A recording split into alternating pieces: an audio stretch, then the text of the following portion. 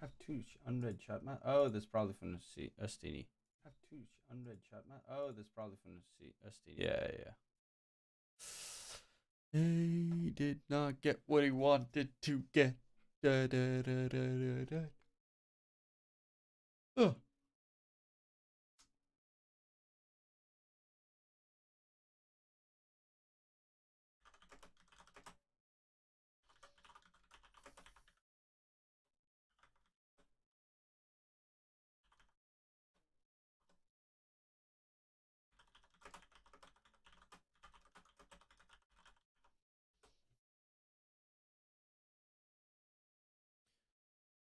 I need to start up Dota. I was thinking, what do I need to start up the entire time? But yeah, I need to start up Dota.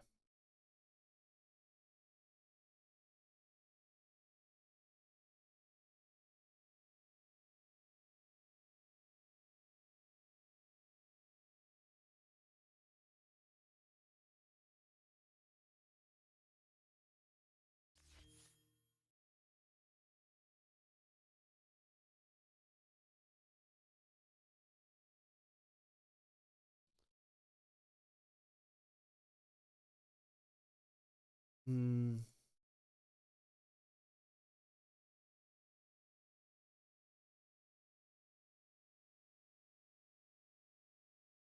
Trying to figure out which one I need.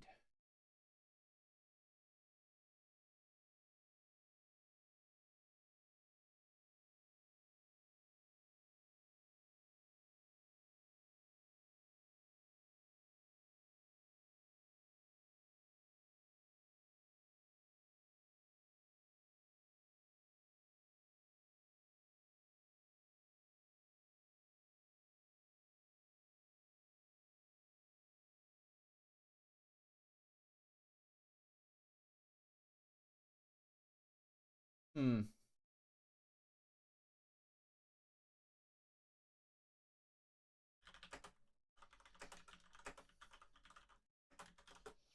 Oh well. Let's see.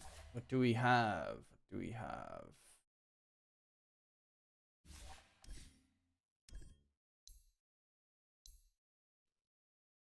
ESL. Malaysia Qualifiers, sponsored by Intel. Dun, dun, dun, dun, dun, dun.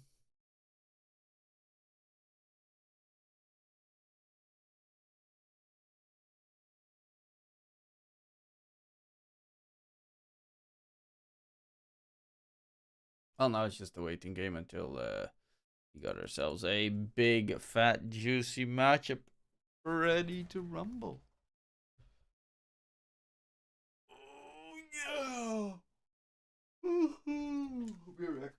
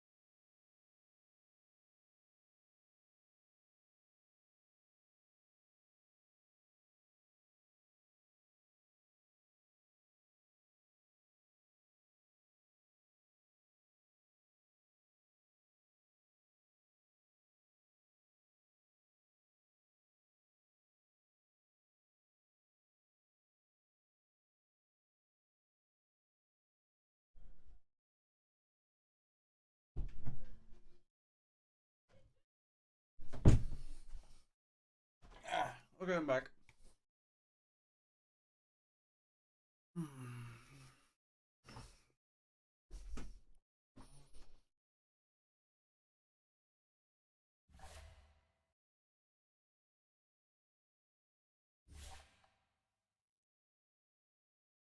Let's hope that we have some, like,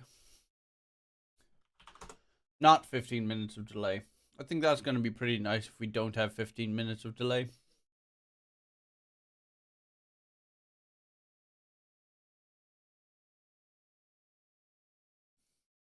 Ah. Sorry, I was eating some breakfast. Making some cereal. That is just straight up delicious. Honestly, cereal is so freaking good. Hey, sup, Andrew? How you doing?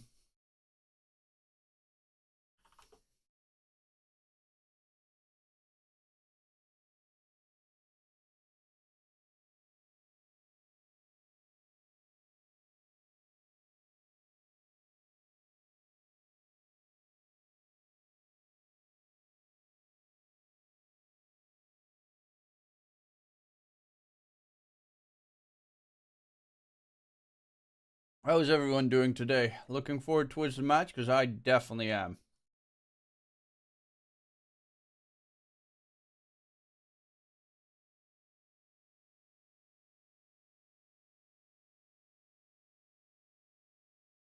Rice is better? What? Rice is better? For breakfast? Bruh.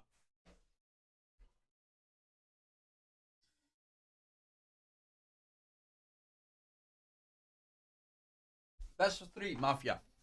It's a best of 3 between the two teams. Winner qualifies for the closed qualifier. Loser does not.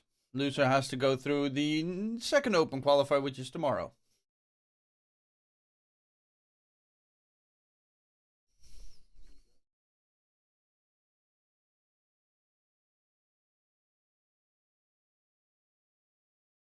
I should really have my panels redone.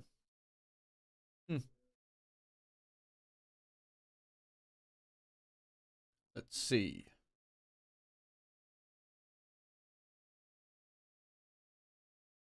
I can see clearly now the rain has gone.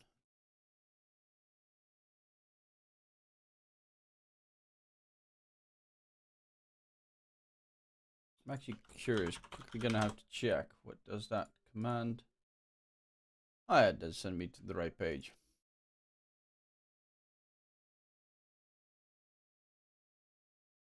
All obstacles in my way. Riyadh Master starts tomorrow as well. It starts in the middle of the ESL qualifiers,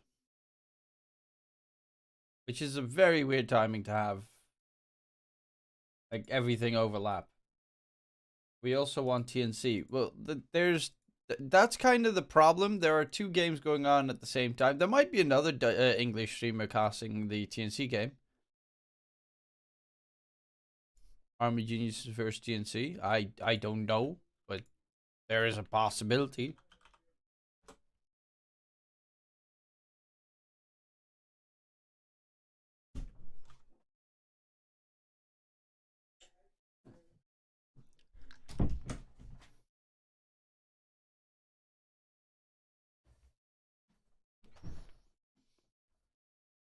Hey, Polaris actually got invited to the closed qualifier? What?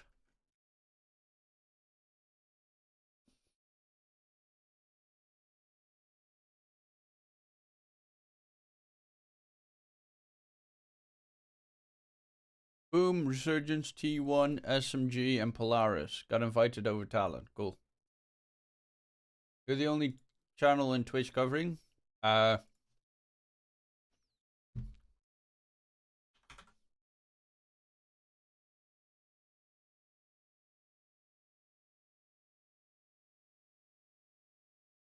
Hmm.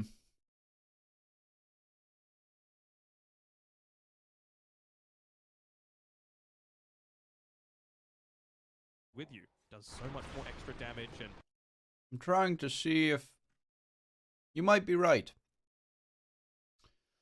You might actually be right. TNC Yahweh kick. Yes, TNC kicked Yahweh, and they got their new safe lane is actually pretty fucking good. You'll know Talon sure champions. We don't know that for sure because Lilgun looks fucking amazing, and they, you know, they've got that cheese. They got that Gouda all day long.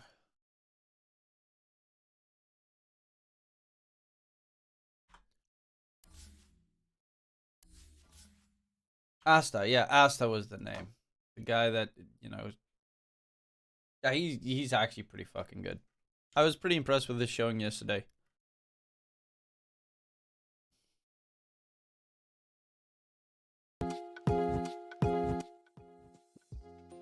DNC's position 1 is Asta. First ban Brood. Of course they're gonna first ban Broodmother and then second ban Lycan. Like it's a no-brainer. If you ban those two, you should have a pretty decent time against them.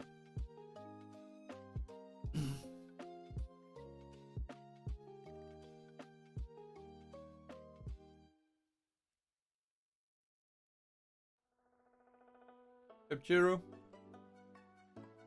423 got kicked. What? No.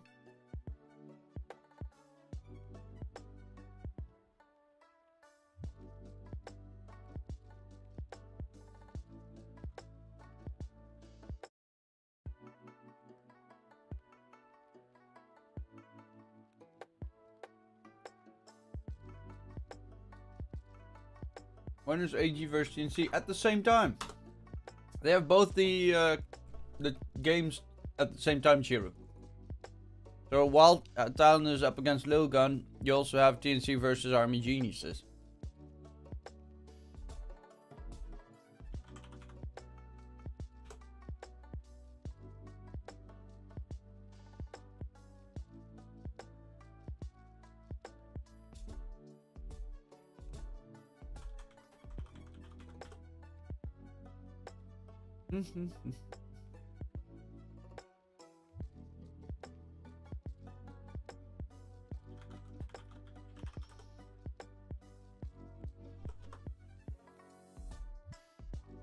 Please cast AG. I already marked up that I'm gonna cast this series. I'm sorry. I wanted to see some 23 Savage. I wanted to see some possible Lycan or Broodmother.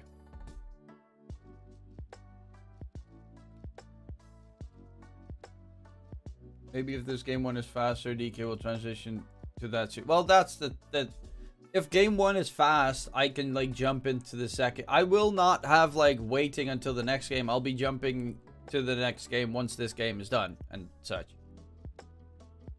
But I really like watching Lilgun. For me, they are a very entertaining team. Even though their strategies are like completely see-through.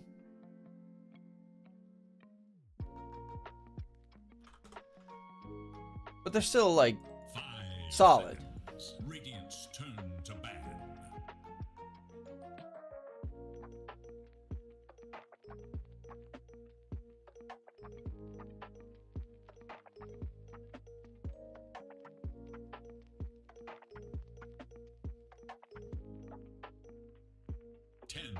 Maybe just a sneak peek to TNC game. You know what? Once this draft is done, I will jump to the TNC game just to see the draft, and then we'll jump back. Okay? We'll do it like that. But we'll primarily stay on the Talon versus Lilgun series. I'm sorry that there's not more casters. I would have expected Snare to be online.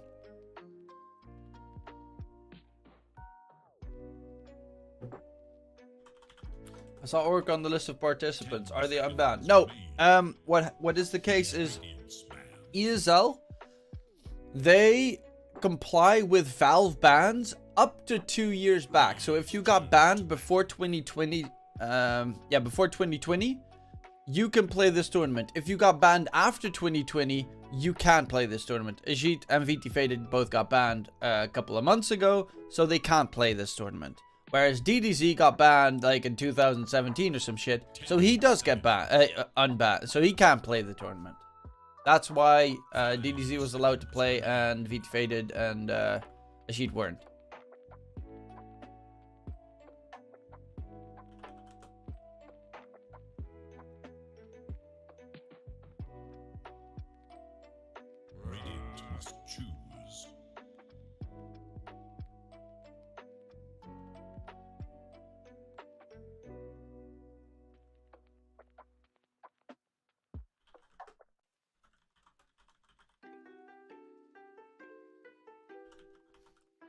10 seconds remain.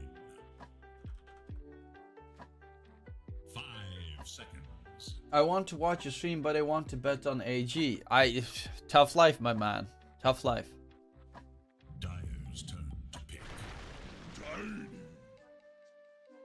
Yeah, Lilgun, they got second, right, in Southeast Asia Division 2. So they are technically also a Division 1 team next season after the TI.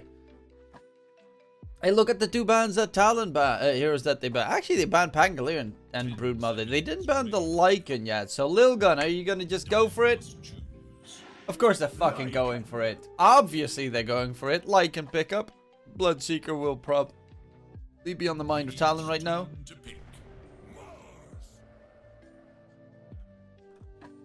And they pick up the Mars. Actually, Mars is kind of a counter pick because Talon would probably have picked up the Mars themselves because it's super good counter to the Lycan. So they make sure that Talon can secure it. But of course, Bloodseeker is still like a super ultra mega counter to the Lycan itself.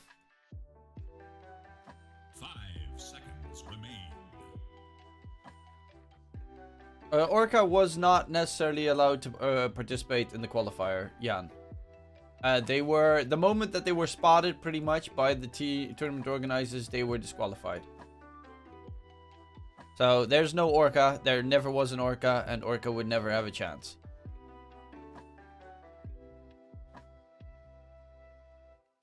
It is Radiant's ban. Night Stalker. Night Stalker. Wait, okay, Night Stalker is gonna get the shard and then eat up Lycan creep, depending on what kind of build he's gonna go for on Lycan. If he goes Helm with the Overlord, then you're just gonna lose the ancient creep every single time. Dyer's turn to ban. Radiant's turn to ban. How much do they have this cost? It's 5 minutes delay. Luckily enough, the qualifiers do not have a 15-minute delay. Well, there was one series yesterday that I casted from Talon that had a 15 minutes delay. That was kind of annoying. 10 seconds remain. 5 seconds. It is Dyer's ban. No Bloodseeker ban? Altusa ban. Phoenix, CK. Interesting ban. CK ban? With these two Lilgun heroes? How the fuck would CK play? 10 seconds. 5 seconds. Dun, dun, It dun, is Radiant's ban. dun, dun, dun. Dyer's turn to ban.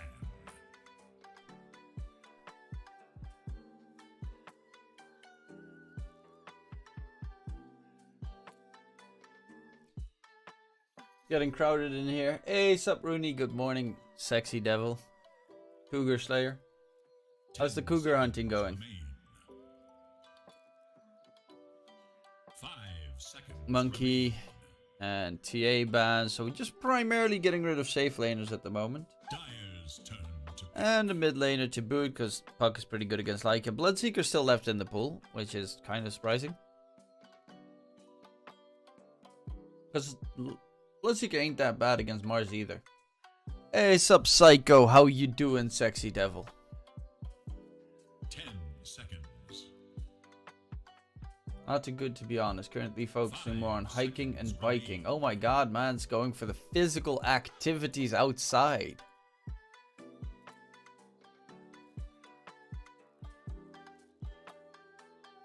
Radiant's turn to pick. In this fucking heat, outside.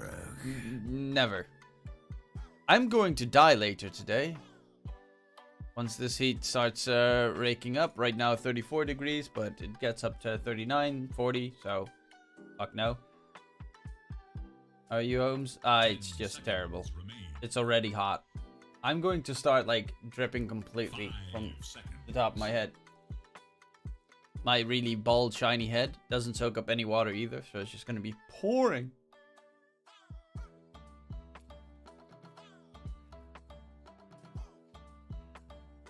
A Grimstroke is a very nice combo with the Lycan, Inkswell on the Lycan or the Wolves, and you just charge at the enemy and it stuns. It's always nice. Team Bald, reborn.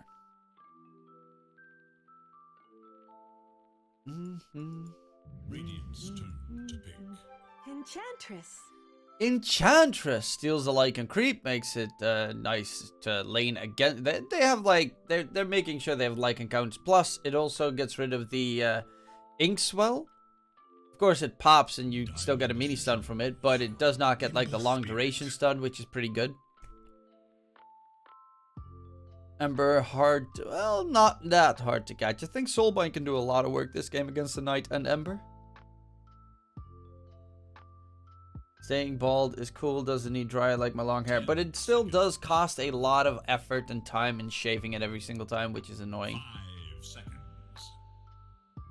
Is $180 BSJ coaching worth it? I honestly have no idea. I've never had a coach, and well, you can see it in my terrible Dota skills. So maybe if I had that $180 BSJ coaching session, I would still suck ass. But then at least I had someone screaming at me that I suck ass.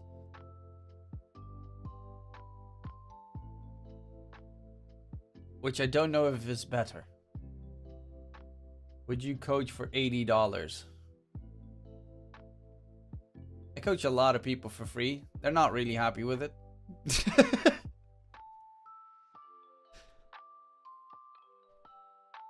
Sup, Bat Dota? Who do you think will win with this draft, considering Talon is by far the stronger team? Like, there's no shadow of a doubt. They're the stronger team.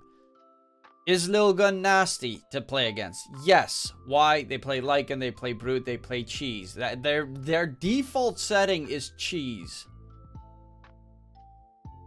Which, of course, you can counter, as Talon is trying their best to counter in the draft, but Cheese can always be very surprising in the end. Timbersaw, okay, Night Stalker Tiny do not like the Timbersaw that much. Enchantress is kind of okay in the laning stage. Depending on the build, if you get Impetus, you can blast the shit out of the Timbersaw. Oh, Bachelor, hey, so you name changed. 10 seconds. And then you change your name from Bachelor Dota to Bat Dota 1. 5 Not even Bat remaining. Dota 2.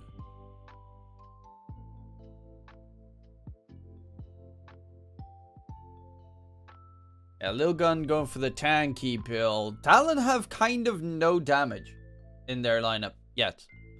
Honestly, again, I think Bloodseeker would be a great pick here. You get the Shard, you break right through the Mars, the Lycan, and the Timbersaw. You have Rupture against both the Timbersaw and the Lycan. Later you can get Refresh Orb, and then you completely fuck them. Yeah, I like it, but I think it might be a little bit too weak in the earlier stages. Like, this feels like Lilgun could walk over the Talon lineup. Yeah, it should be a Mars mid then. Grimstroke 5. They need a 4th position. You're looking for maybe a playmaker, something along the lines. That, of course, does not really necessarily have to be with the Timbersaw. So, you know, add in an Earth Spirit or some shit.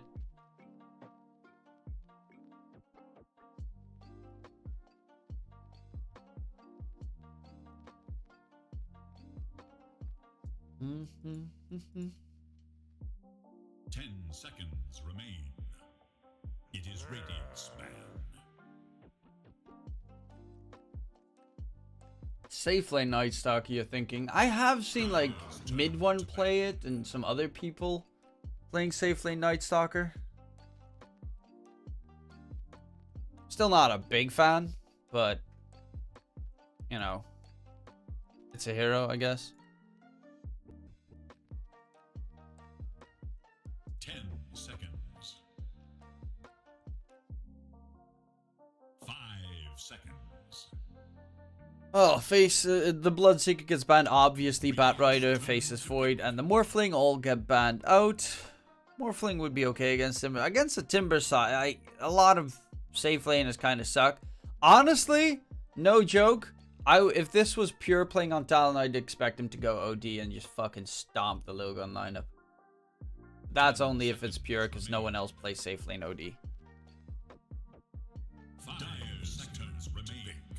Keeper of the light. Okay, so it is safe lane Night Stalker. Wait, or safe lane Ember. Wait, huh? What? I'm confused. Safe lane Tiny? 10 seconds. No. remain.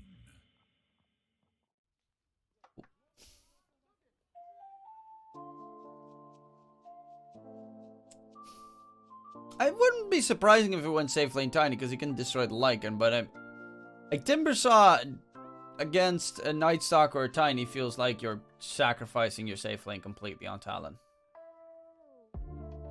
Safe lane ENG. Oh my god, if it's actually gonna be the fucking noun strat, I would laugh my ass off. I would assume Tiny safe, Night Stalker off lane, Coddle 4, Ember mid, ENG 5. That is like probably your most basic default setup. And they're just gonna add in more tanky heroes. DK4, I guess? Okay, so off lane Night Stalker, safe lane Ember, Coddle mid. I actually really like Lilgun's draft here. No joke. Like, pretty adamant about their draft. I really like their draft here. I don't get Talon's one that much. How the fuck are you gonna kill them? Yes, Ember carry.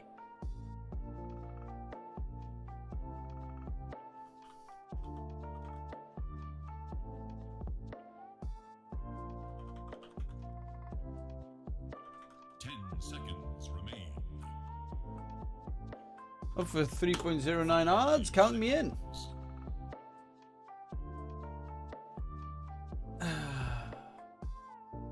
Yeah, they're up against 4 strength heroes, where 3 of them have defensive tools as well, Timbersaw, DK, and Mars. It feels like it's really, really, really hard to kill them. Wait.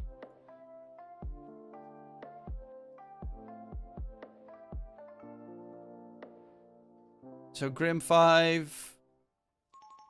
It's a 4 Mars. Mid Timber? Offlane DK? Okay.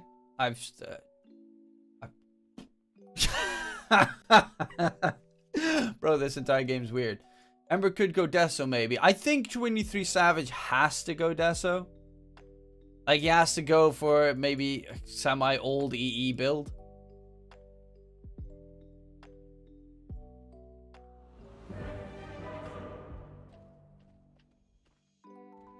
I honestly have no idea about this game. Zero clue.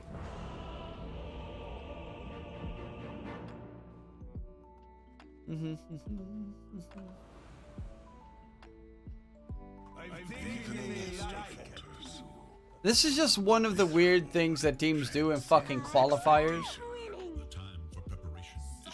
Even though the Night Stalker, like, they do have counters for the Lycan, but it is 423 who does not give a damn about your counters for the Lycan whatsoever.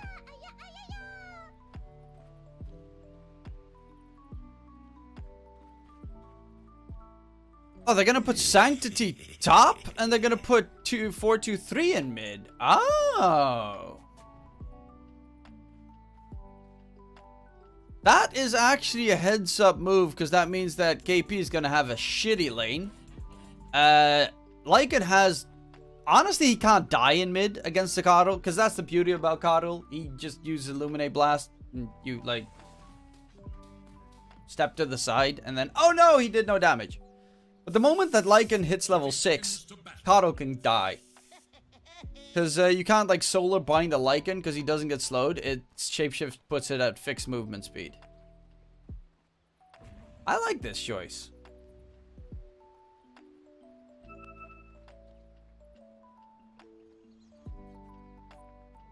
Oh. Observer word on the high ground gets immediately countered. Mikoto, easy money. Oh no, actually, Hyde gets that easy money. And it is going to be a 2-for-2 bounty rune trade. Kishka, starting items on a Mars position 4. Sentry wards and boots of speed. Value.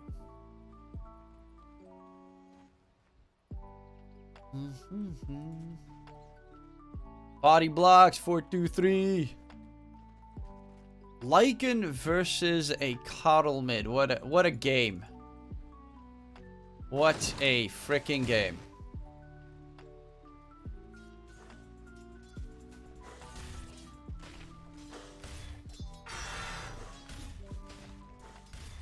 And Sanctity, he's just, yeah, Whirling Death is pretty good.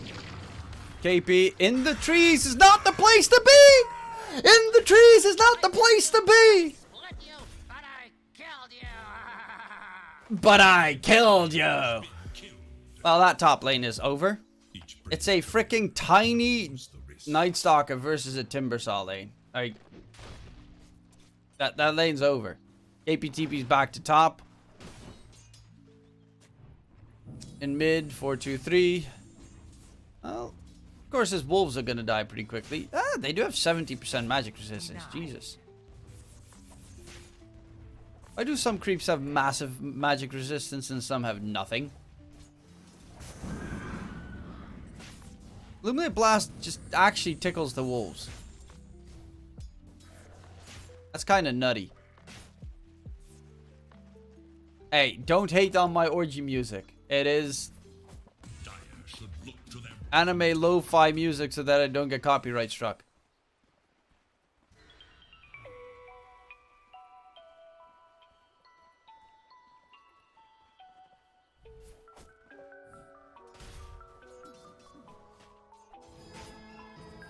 Koto. I guess he's going to be the most important one in this game. 23 Savage in the bottom lane, laning up against DK. Yeah, there's, I guess, sort of kill threat, but also fairly minimal. Because it's a freaking DK.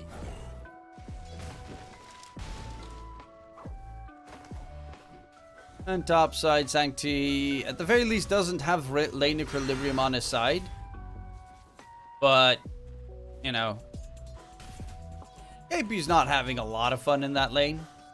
Bottom lane, it's actually kind of even, which is surprising, considering Hyde is doing a pretty good job of keeping the DK away. And here we already have Makoto doing his jungling at the same time as laning shenanigan. Which 4-2-3. Oh, this is pretty nice. He's using the wolf to counter out the small camp from spawning to deny some more farm from Makoto. That's a good boy. That's a good little Lycan wolf.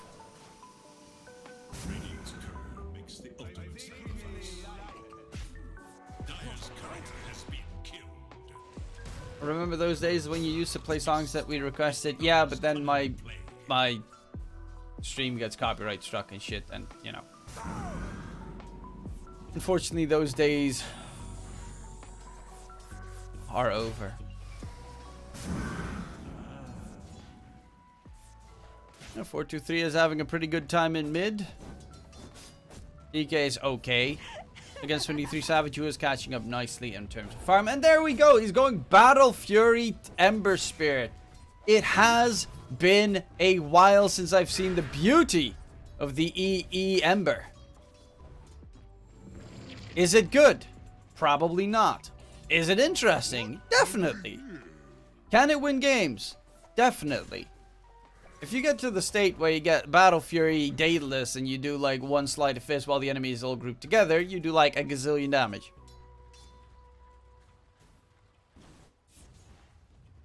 It is a weird moment to do it though. In a very important best of 3. Winner of this best of 3, of course, is qualified for the close qualifiers. If you lose this, you're not out. Luckily enough, still have a chance. Each guy needs to be a bit careful, but in comes the DK. They've got stun upon stun, and they will get the kill. Enchantress falls, and Hyde is no more. 1k net worth lead for Lilgun. And Sanctity top net worth 423 second. And even the DK is ahead of 23 Savage. Speaking of 23 Savage, he's taking a lot of damage in that bottom lane. But the nice root coming in. DK in return will be staying alive though. Ishka does, it seems, suicide to get a faster respawn. And 423 is trying to quickly farm up the enemy's creeps. No.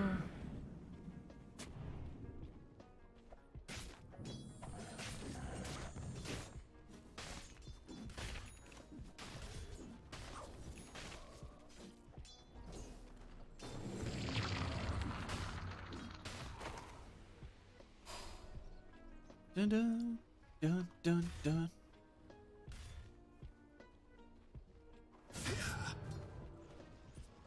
Well, it's looking fairly solid as we can see. Kishka is going for just some nice tranquil boots. Where are you going? Kishka's in trouble. Is only level 2. Hide with the nasty slope on slow. He also has got that ghost slow coming in. He's trying to grab the bounty. And he does. Oh, 23 Savage has a bottle. That's why he didn't want to pick up the bounty rune on hide. Oh. Is a bottle on a safe lane ember? Yes. Radiant's top tower is under attack. Disgusting. Sanctity is easy laning top. Level 6 now, so you... Yeah, KP is behind the tower trying to farm up the creeps there. Should look to their top tower. Well, Sanctity, he's in the other angle. Tanking the hits from the tower so that the catapult... Nope, I thought he was going to tank it as much as possible so the catapult can take down the tower. Oh, he doesn't have level 3 reactive armor. Level 2, you still take damage. Level 3, you don't give a damn. So, Lycan Shapeshift going in bottom lane for 23 Savage, who's going to get stunned up. They don't actually need 4-2-3 there, but they are going to use this time to take down the tier 1 tower towards bottom. DK pretty good at pushing. Lycan pretty good at pushing. Timbersaw, once he gets shard, pretty okay-ish at pushing. But it is going to be the tier 1 tower bottom lane secured, and a 2k net worth lead for Lilgun. And 23 Savage's net worth is atrocious. It doesn't even have his phase boots done yet. It's going to be a very late Battle Fury. Radiant's top tower is under attack.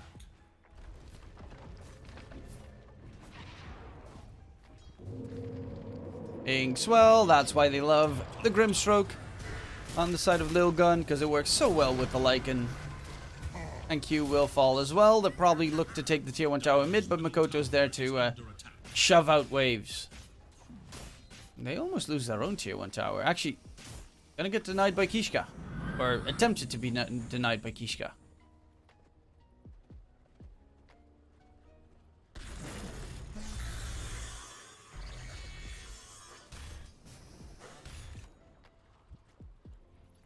KP does have his ult available.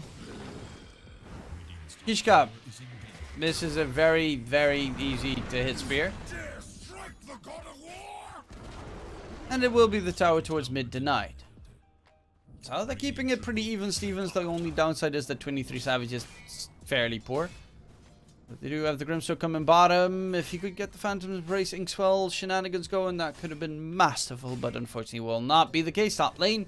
They're rotating in to catch Sanctity. Toss back coming in. Sanctity on the Timbersaw going on to hide in the trees. Does have a lot of chakram damage. Timber Chain as well. Drop in hide low. Can he get the kill? He does not have the mana. Spear comes in. Kishka's going to miss. And Sanctity is dead with Kishka now on the run trying to disengage. Going to get slowed down. Chased down. And will get smacked by KP as well. Double kill secured for Talon. Radiant have fortified their structures against attack.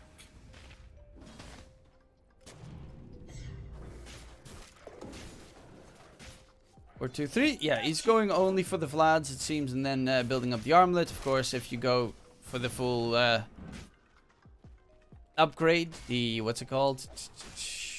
Helm of the Overlord, it kind of sucks this game because it will just get eaten up by the Night Stalker. Dire should look to their top tower. Do you cast the AG versus TNC game too? Well, no, because that one's at the same time Dire's top tower is under as this one, and it's kind of hard to be in 2 different games at the same time. Going in, Mikoto, Coddle, he's going to get chunked down quickly, and that is an easy pickup for 4-2-3. Gotta love how much damage you can do body blocks with the wolves, but he needs to kind of be a little bit careful. He's just going to try and get the tower, but it gets denied by Q. Very nicely done on the Tony.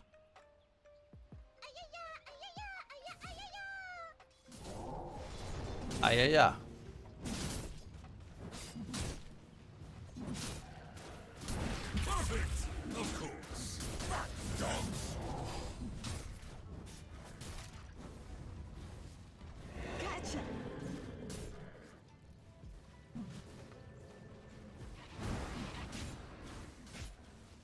Well, they are still 2k ahead. Mikoto is going for the Spirit Vessel. They're going to go in for KP. The Night Stalker still silenced up. Let's get his silence off in return. Needs to disengage. Let's get out. The dots should finish him off, and it is going to be the DK with a killing spree. As a Blink Dagger finished up on the DK as well, so it's going to be easier to get a catch. Speaking of which, gotta be careful here, 23. Illuminate Blast. Kishka takes so much damage. But Mikoto doesn't have a Spirit Vessel yet, and that is a crucial item to secure at a reasonable pace. 23 Savage. He only has his Ring of Health so far done. That Ember is falling so far behind. Armlet finished up on the Lycan. He's going for the BKB next. Once he pops BKB, they can't really do anything against him. Like, he is completely free to destroy them. They have no BKB piercing effects whatsoever on the side of Talon. So he'll just run you down. I guess he needs some way to lock you in position. But, you know, Arena does kind of do the job. Kishka's going to get spotted by the Illuminate Blast. Hey. Q wants to go in. Q is good for Kishka because he gets a catch on the Tiny. Will die in return. Sanctity does bring in a lot of damage, but there's a Lycan Shapeshift and they now need to dip. Q quickly chucked down, but the rest of the team does get out. So that's going to be Shapeshift on cooldown for quite some time, which is actually not too shabby for Talon. Let's reduce that threat off the map for a bit.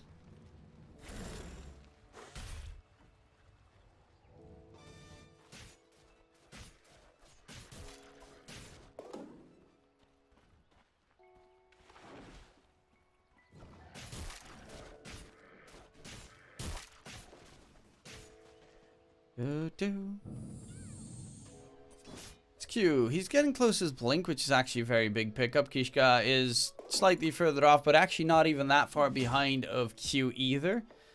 Blink Arena as a support is not too shabby. 3k net with lead for Lilgun. They're looking really good at the moment. Maybe once, even if he gets a Battle Fury, how much can he get realistically get done on an Ember? Is what I'm worried about, because he does at that point to slide a fist, and then Lycan still charges at him and fucking destroys him. Because he's gonna have his BKB by then, and then there's no locking him down. Dire should look to their top tower. Dire have fortified their structures against attack. Dire's top tower is under attack. Okay. Arena catch onto Hide. We will find the Enchantress. Did lose the tier 1 tower to Hide though, top side. And the mid, 23 Savage, he does have a Fire Remnant down, yeah. So he'll just be able to jump away if need be. But the big question is also, how are you, like right now they did manage to kill off Sanctity previously, but once he gets a couple of items, how the frick are you going to kill him? Not as impressive as the original. Going Yules, then Kai Sanj, at that stage, you know, the hero becomes so hard to kill. Same with the DK, who's going for a BKB, Lycan with a BKB. It's just so freaking tanky. And KP, he wants his own BKB, but yeah. He's also had a pretty terrible lane. They do have Q with the Blink Dagger available, though. They're gonna go Sanctity. He's gonna get charged. Q takes a lot of damage in return. Sancti, he's getting the Yules delivered soon enough. But it's still on the way, and he actually does die before the Yules even ever arrives. But a Soulbind holds in place. 23 Savage, that's the target for 423. Can he get the kill? 23 Savage can get himself away, and 423 needs to be careful. Nice Blink, Avatos in from Q, gets himself a kill, and that is going to be 423 in trouble. He's dead. 23 Savage looking for blood. Kishka is in trouble next. And where is the DK lurking about? He is heading back to home. Kishka is going to die, and that is a massive teamfight victory coming in for Talon. They just did not have the damage control, and Q hit a very superb Avatos.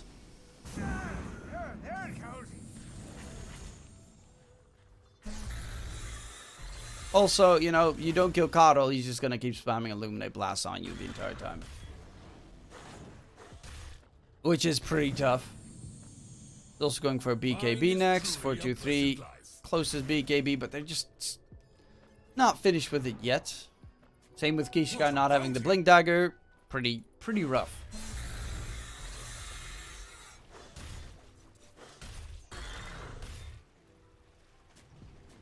Yeah, Sanctity not having the Yules there was very problematic though. They smoke up.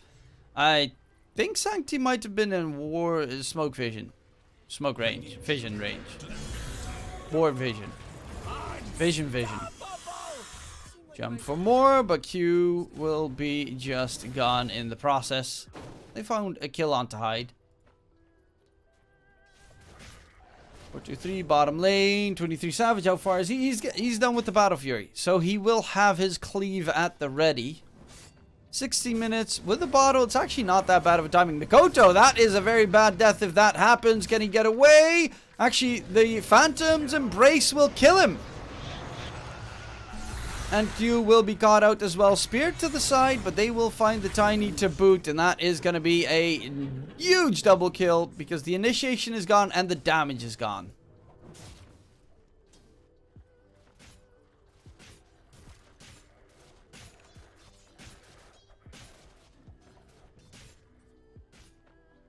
Yeah, it is getting really fucking hot here, so I'm going to start talking even more gibberish going forward. Dire's bottom tower is under attack.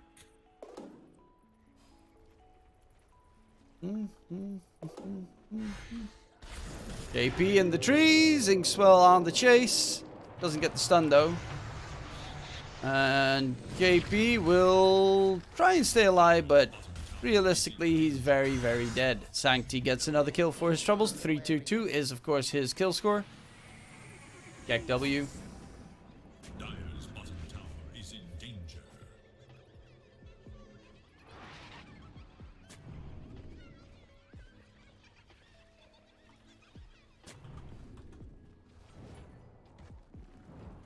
This there is little hope for Dire's middle tower. Gold for me. Well, they will find a TK. Doesn't have his BKB yet. Went to go for the shard instead. The tier 1 tower bottom lane should be picked up by Talon. Quickly need to check something. Is in danger. Dire's bottom tower has fallen.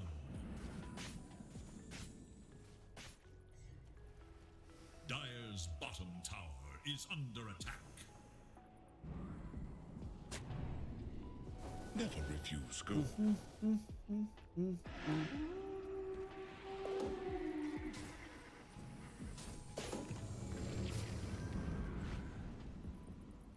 Okay, there, checked what I needed to check.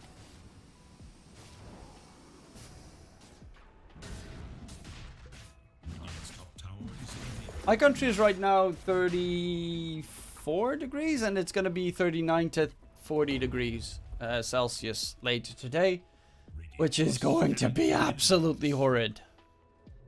And I also forgot to grab the big fan from the attic yesterday, so I don't have a fan in my room. That means I'm just going to sweat baby.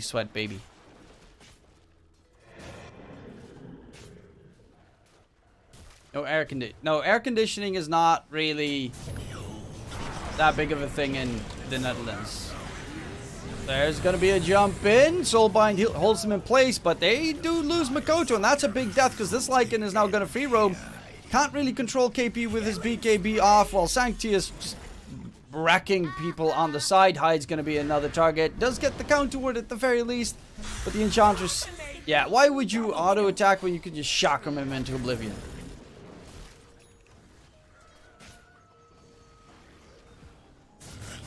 KP is still lurking about. 23 Savage, BKB is getting pretty close. And they're going into the Roche pit here. Are they going to be fast enough to take... There's no Night Stalk ulti. At the very least, that's a big plus. Ember, no Fire Remnants. And Mikoto's not alive just yet. So, not too bad, though. Q could try and go for a steal. Which seems to be the case. Vision to be given by 23 Savage with a sleight of fist. Roche is dropping low. Jump in, jump out. Q gets the jump, steals the Aegis. And will die afterwards, but Makoto gets a catch. Actually, Makoto gets caught himself. Nice light of fist damage coming out. 4-2-3 needs to TP out. But the Age is getting Yoink Q. The Beast Blade coming through. Sanctity dies on the side to Makoto.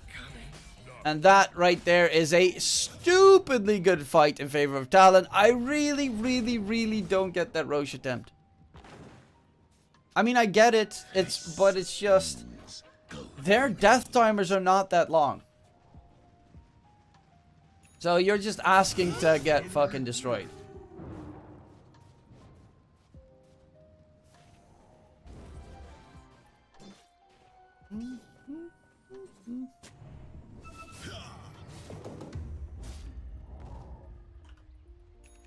Dire's top tower is under attack.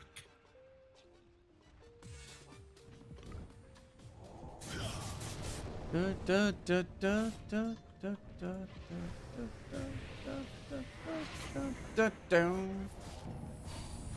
structures are fortified. Well, they are backing off, but 23 Savage now top net worth of the game. Just like that, magic.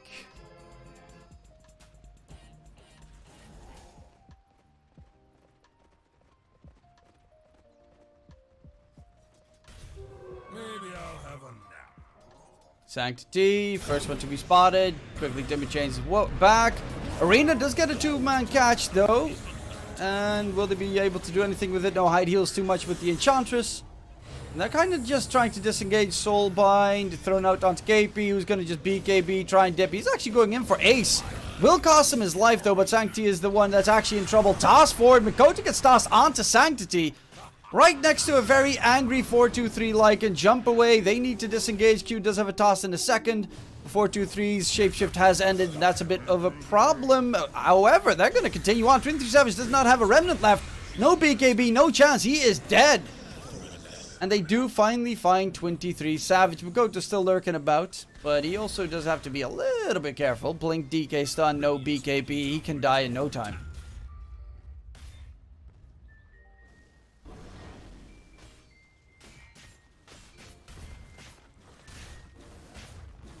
What the fuck is my chat even talking about? Radiant's bottom tower is under attack.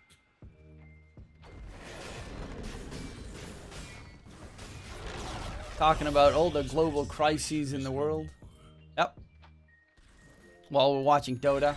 Dire's top tower is under attack.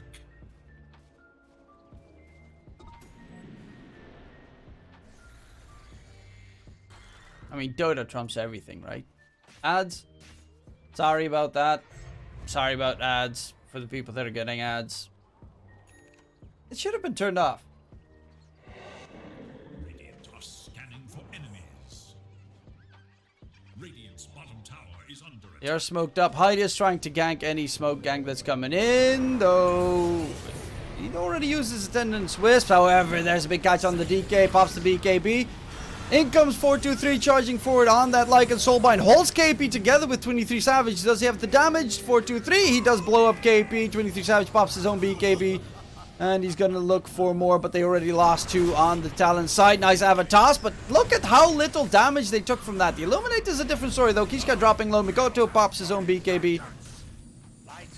But afterwards, can't really do much. Same with the Lycan. After Shapeshift, he kind of needs to dip out as we speak. Makoto gets himself a double kill. Makoto's really the reason they're still in this game. Going for Ace. Triple kill. Easy. Kotoru also has a 4-staff because he knows exactly what he needs to get against this Lycan. And they do get a double, but they find a triple in return.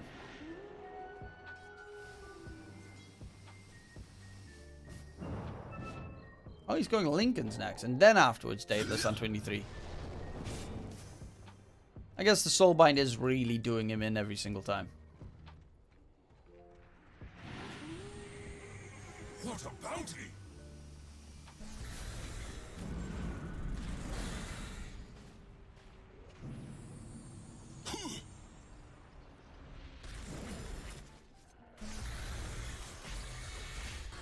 Well, for the people that are interested, by the way, I will just quickly do a nice little shout out. if you sign up using the link in chat on Cloudbet, aka you like placing a bet, press the link in chat, you can get a 100% deposit bonus up towards 5 Bitcoin on your deposit. And if you deposit at least 50 USD, you also get 50 free spins in their casino. Yeah. So do check it out. The link's in the chat. It is Cloudbet. They do have I don't think they even have KYC. And you can use VPN if your country is not allowed because they don't use KYC. Which is very nice. I personally despise KYC in a lot of different situations. So do check it out.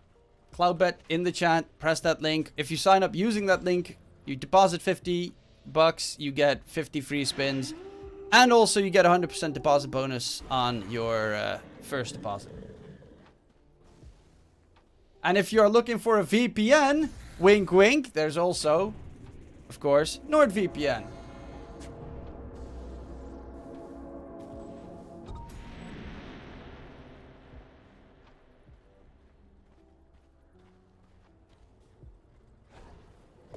Gotta hustle, guys. Gotta hustle.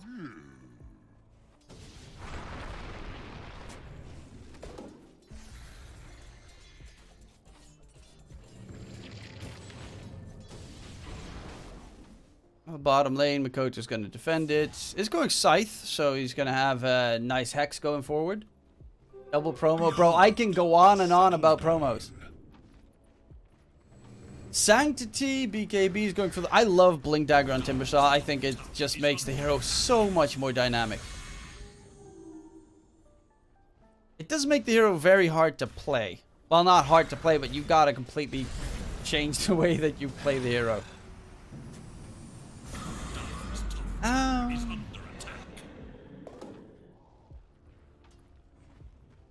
I heard that the Waynes of Gotham owned VPN. Yeah, you know that it's hidden then if the fucking Dark Knight has it. No one's ever gonna spot you on the interwebs. He's gonna watch all that lolly porn without anyone ever realizing that it was the Batman.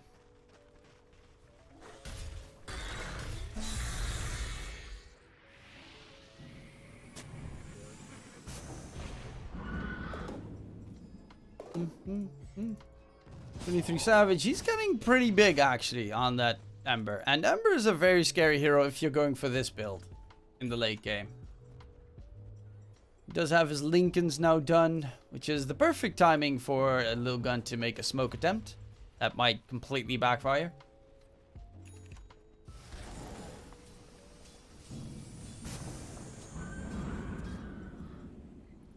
Radiant are scanning for enemies. To be fair, not gonna lie, Batman probably watches Harley Quinn porn. 100% actually. Without a shadow of a doubt. Anyone else would. He's like, Joker, that's my bitch. KP, he's gonna get smacked down. 23 Savage does do a lot of damage. Blows up Ace, looking to disengage. His BKB has ended though. No Fire Remnants available. Did just get a new one. Buyback comes out from the dire support. That is Ace, who does get a silence off. Inkswell on himself instead of Sanctity, but he blinks in aggressively. That's a ballsy Grim. And they do find 2 kills, but they did force out a buyback onto Ace, and that means the Grim Soak is in a position where he does need to be a little bit careful. Hyde running about. Will he be spotted? In the trees. They're in the trees. Missed.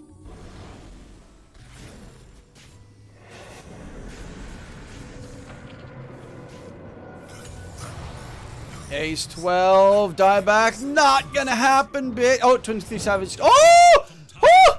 That's his last Fire Remnant as well. Luckily enough, they won't chase him down. But that could have cost him so much there, 23. Because that would have cost him Rogues probably.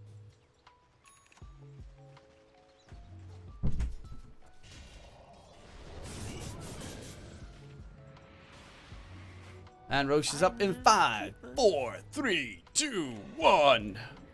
We have Roshan.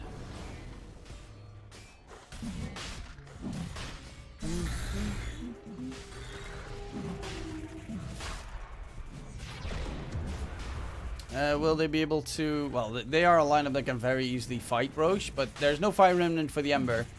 So... Yeah, he's dropped his last one. They spot out that Roche is being taken. Q is here. Kishka needs to kind of interrupt Q. He's going to jump in. Stun does not come through. 4-2-3 charging forward. That's going to be the Aegis plus Shard, both for Sanctity. And they're looking for Q. Is good for you, but won't be able to catch him.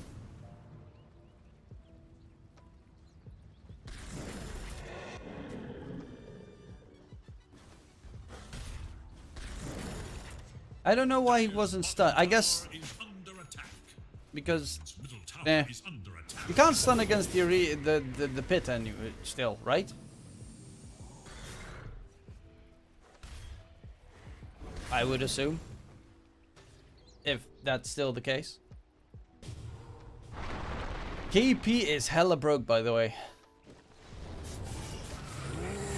Soulbind throw now. Gotta make sure you don't walk next to your allies. And Ace is just gonna get blown up by KP in the meantime. But in return, they'll find themselves the 2 supports of Talon taken care of. KP is flying away, looking for Kishka. But to be fair, yeah, I don't know if you should be here, KP.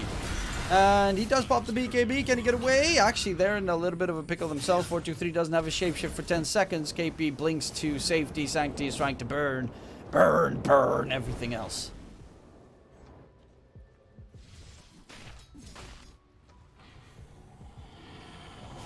23 Savage. Oh. Do they have a way of locking him down? Pops the BKB in time. Does have one. That was his last Fire Remnant.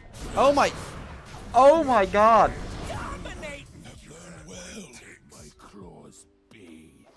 Did he just actually do that? They have no bash. They have no BKB piercing stun. So he decides to use his only Fire Remnant to jump half a centimeter next to him. Then decides to TP out while they have no stuns that can interrupt his TP, and then cancel his TP while that is happening. That is top notch right there. That is some top tier play. Radiant's middle tower has fallen.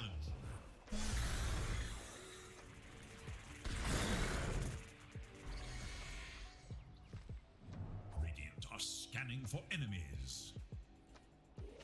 Yeah, they're Talon's looking a little bit rough here. Sanctity overwhelming, blink next. He's a big boy. 23 Savage. Yeah, he does do a lot of damage to the supports. And to be fair, also to Lycan, because Lycan is not really that tanky. He's going for Satanic and then Abyssal. Okay, then he's going to be really tanky. Gotcha.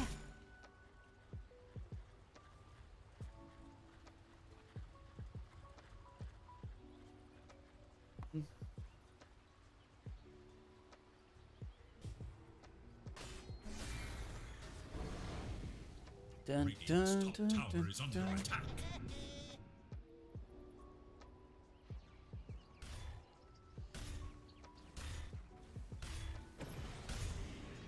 They are looking for 4-2-3. He's going to be KB TP. There's no basher yet, and that means Nightstalker ulti is on cooldown.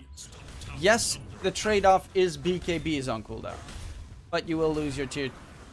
Why isn't he using flamethrower to take down the tower? His top tower is no more. Not that I need. Ooh, they will find Kishka, but a BKB on BKB action. Kishka can't really get away. That's going to be his second BKB usage. Radiant's top tower is under attack. Hey, DK Truman is casting Dota 2. I thought he only cast CSGO. Bro, I'm primarily cast Dota. I've casted the entire DPC season Division 2 of SA. Nearly all the games there. I do love CSGO though. But even in Dota, when there are two weaker teams against each other, it can be very entertaining. In CSGO, most of the time, it is really boring.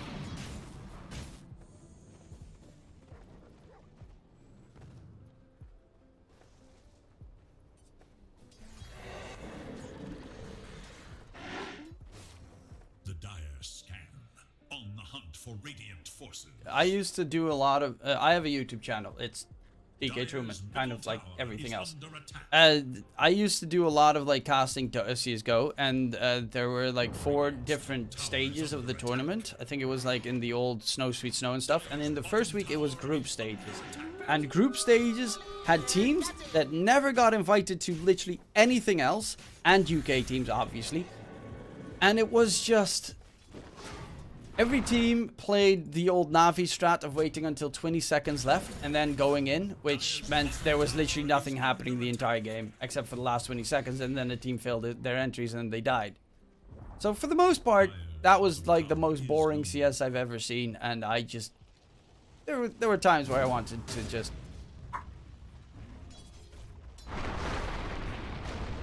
Whereas even if you're watching qualifier teams, like... Of course, not these. These are pretty good teams. But if you're watching, like, the earlier qualifier teams, some of them have really cool strats. And, like, play weird heroes and have interesting ideas behind the game. Yes, they get owned every single time, but at least it's interesting. Nowadays, tournaments are greatly influenced by betting. No shit. Who do you think sponsors all these tournaments? Jump in, they will get a quick catch. That's ace already deleted. And 4-2-3 trying to disengage. DK stun comes out onto KP. Does have a BKB available. Does get to use it. However, he's just dead. Oh my god, that damage. The DK has his Aghanim Scepter, so he's a big black dragon. And he's going to come in to smack Hughes, being chased as well by 4-2-3. While 23 Savage using most of his fire remnants here. Does need to be careful. No, he's used his last one and he's going to get cracked. 23 Savage making another unfortunate mistake. They're going to jump in onto Mikoto. Does have the Scythe of Ice to try and keep them at bay, but they're just going to mow down these buildings. Actually, no, they are not, because top lane, that's the only creeps that they have. But 23 Savage, he is too... Like, he does a lot of damage in that fight, but look, like, they're all full HP, because they have 4... Let's see. 3k HP, almost 4k HP. Okay, he's 2k HP, but he's a support that also has Bulwark. 4k HP, with gazillion armor, with superb lifesteal, with gazillion armor. Like, it's not necessarily the best hero for this kind of game.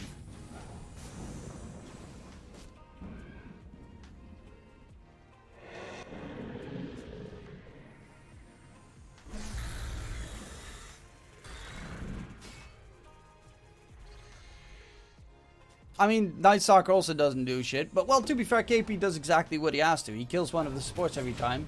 Unfortunately, dies immediately afterwards because he's severely underfarmed. But it's not like he can do anything else. He could probably kill off Kishka, as well as Ace at the same time, but then he needs the rest of his team to make a massive distraction, which is not really going to happen. And also, 23 Savage is literally throwing away every single one of his fire remnants every fight.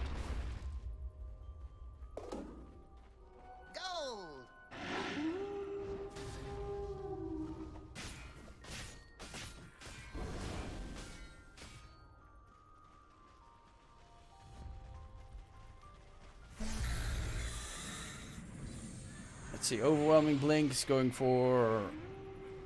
What the fuck is he going for? Octarine? Do you still build Bloodstone the same way? Bloodstone could be pretty pog. I always love Bloodstone in general. It's just... Instantly you get to like almost full HP, full mana.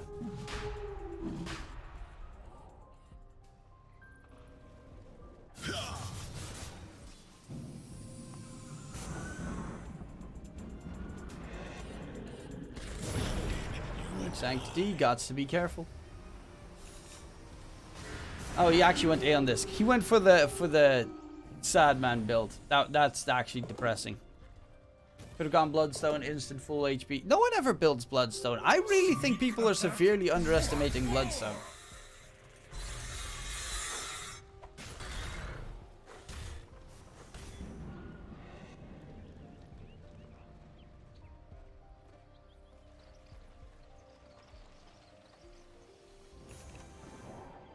And they get a catch.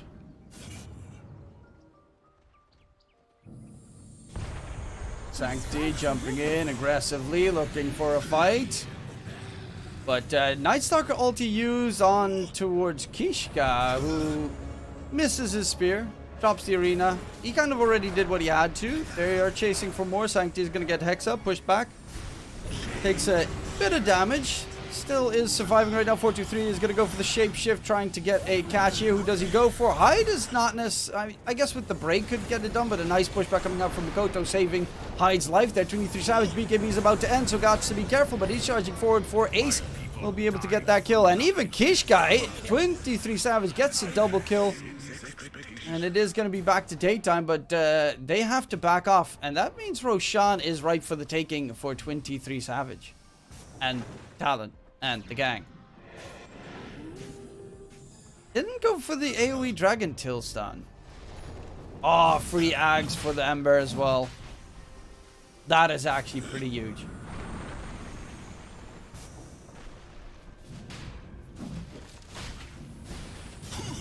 That is freaking massive. Lilgun does have 25 now, and he got the crit chance. I don't have a shard yet. Free Ags for 23 Savage. That's going to make him a very happy little Ember. Because now he can willy-nilly throw around his fire remnants as much as he wants. Well, not as much as he wants, but to a reasonable degree. Also buys the shard out because it works in tandem perfectly.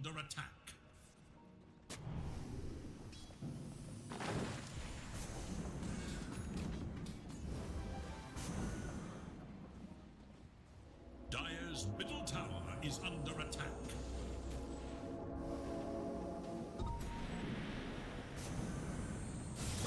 3k net worth lead now for the side of Talon.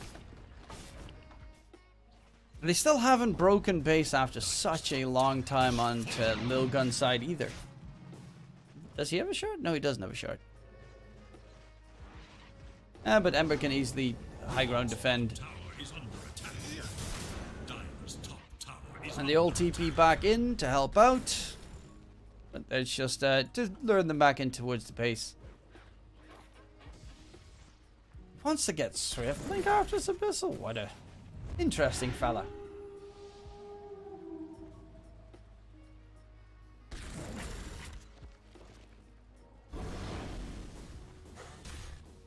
Sanctity bots. Load Sword next. Let's see, what else do we have? Mars going for the AC. DK is going Bloodthorn. I guess Orchid's pretty nice once the BKBs have worn off.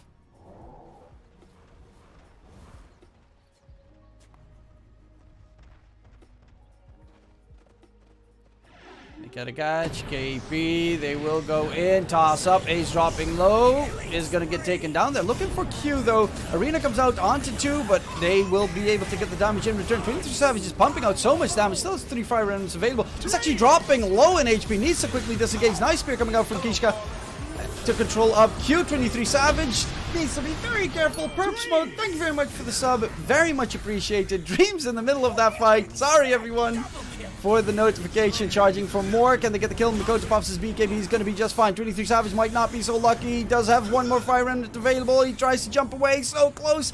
Aegis is going to get popped. But now that means Lilgun needs to back off. 2 buybacks on the Dire. 1 buyback on the Radiant. Still have the Gouda. But you definitely do see that there is still an avenue. Especially once that Abyssal Blade is done on the Lilgun.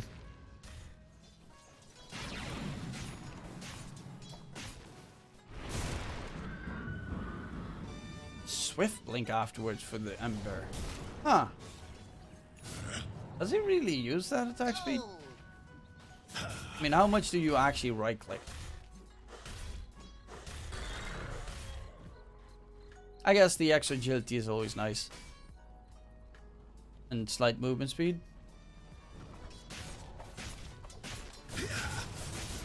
But yeah, I'm not the biggest fan of Swift Link.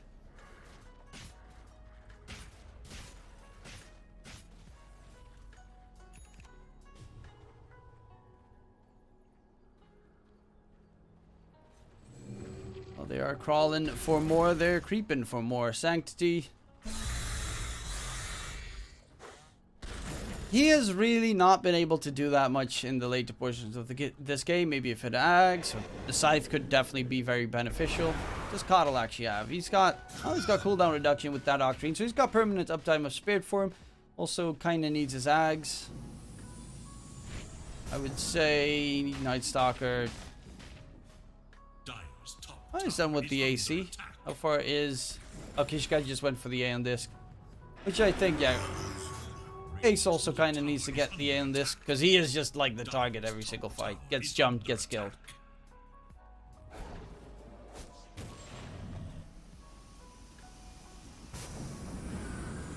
Dire structures are fortified. Dire's top tower is under attack. Oh, looking for the high ground defense. DK does get hexed. He is very tanky because he did go for the 12 armor talent. Which I still find weird because AoE Dragon Tail stun, that stun is 3.5 seconds. Isn't 3.5 seconds AoE stun just godlike?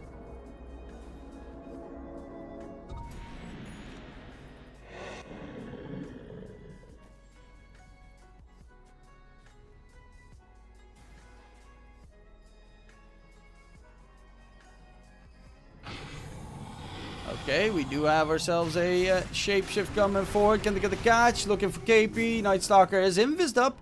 And he's actually going to stay alive thanks to that Trickster's Cloak. 4-2-3, no shapeshift. That is pretty dangerous at this stage in the game. Shapeshift's about to end as well. That is a painful blow, and KP will just be able to TP back to safety. Giving some time for their opponents here on Talons to smoke up, knowing that there's no shapeshift. So you don't really have to fear anything from the Lycan. I don't really get why they're still here. Lycan can't help you, so you're playing essentially a 4v5 fight regardless. Sanctity is going to be controlled up. Timber Chain back. Did go for the Whirling Death attribute reduction. Not the Timber Chain range, and he's just going to get pumped down to death. And Lilgun really overstaying their welcome. No shapeshift means no fight, 100% guaranteed.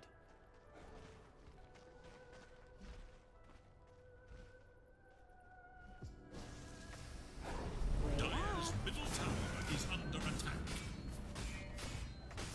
They are clearing out the tier 2 tower. High ground seems to be the next option here for the Talon side. I'll quickly open up the buyback menu. Let's see what fun is coming up. Jump in on the high ground, going for the DK. Tanky boy, but not as tanky as he'd like. So Kishka gets a great arena catch onto 23 Savage. In comes the Lycan from behind. Gets his bash. Abyssal Blade stun. 23 Savage gonna get out. 23 Savage is dropping low. And again, by the skin of his teeth, gets himself to the triangle and gets away. Q going to at least pop that A on disc. They're a little bit spooked here. Makoto still doesn't have the shard, so he... Yeah, okay. Ember can still jump back, but 23 Savage does not have any remnants left. He's going for the Refresh Orb, which is kind of cool. I think that's probably the better choice over the Swiftling, which I find a weird thought. And 4-2-3 is going Abyssal. Okay, that's what I like to see. That is what I enjoy to see.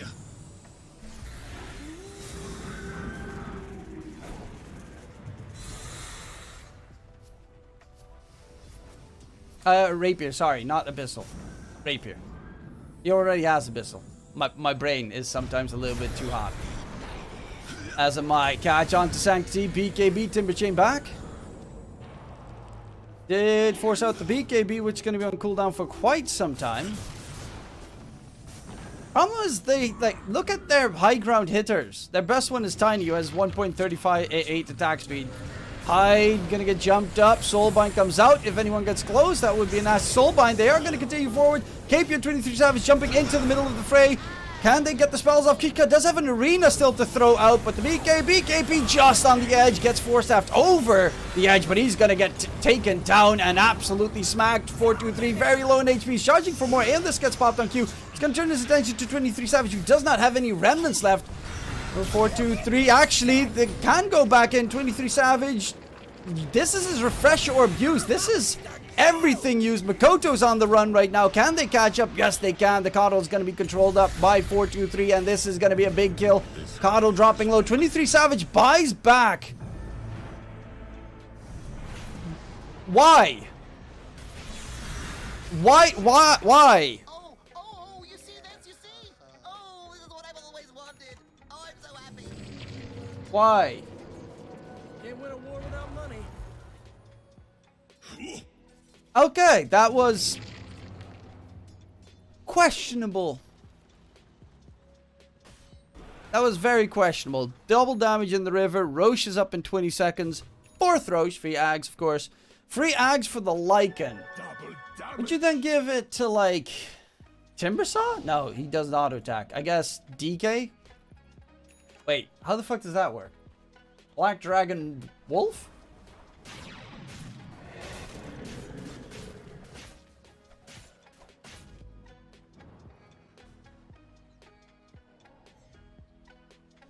Oh, 423 going up the high ground. Backdoor protection is nothing for a Lycan with double damage and a DK. That is just stupidly fat. Well, that's one set of racks going for more. Well, they defend it. 23 Savage. Yeah, he's just chilling. Still going for that Swift Link after his Refresher Orb was purchased. Just need to be very careful. Almost level 25. Remnant charge restore time is actually pretty good. And they get themselves another melee racks. Probably should just walk into the pit, get themselves the quick Roche. Because that Roche gives a lot of useful tools. Gold.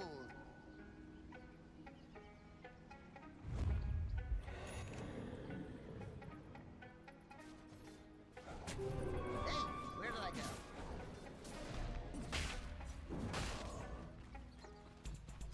Radiant are scanning for enemies. Well, they are roaming around the pit. Would also not be too bad for the Radiant side. Coddle does have his Ag, so you do have the Ignis Fatus Will-O-Wisp to use this time around. Night Stalker, I guess, is would otherwise get the Ags. Tiny? That would kind of be pretty pog. Jumping in, KP's looking for the backline. 423. He's going to go for the Shapeshift charge forward, but they have Sanctity completely locked away from the rest of the fight. Avatos controls up the DK. Doesn't have a BKB available. DK needs to quickly get rid of the Ignis, otherwise he is screwed. However, it does get quickly the kill secured there. Inside that arena, 23 Savage does get the kill onto HQ, does die in return. There's a big fight going up everywhere, but the DK is going to be left behind while they disengage because 423 does not have a Shapeshift available. They will find KP. Then again, KP died 9 times this game, so it's not the biggest issue. Again, Roche is a scary prospect. DK, no buyback available. That's pretty painful. 23 Savage is going to go for the TP back. Does have a Fire Remnant down.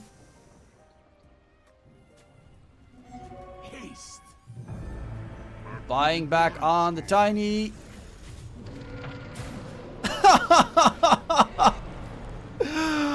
Oh, untouchable slow talent right there. Otherwise, he would have absolutely cracked. In comes the Will-O-the-Wisp. TP's out, and that should actually be Roche for Talon.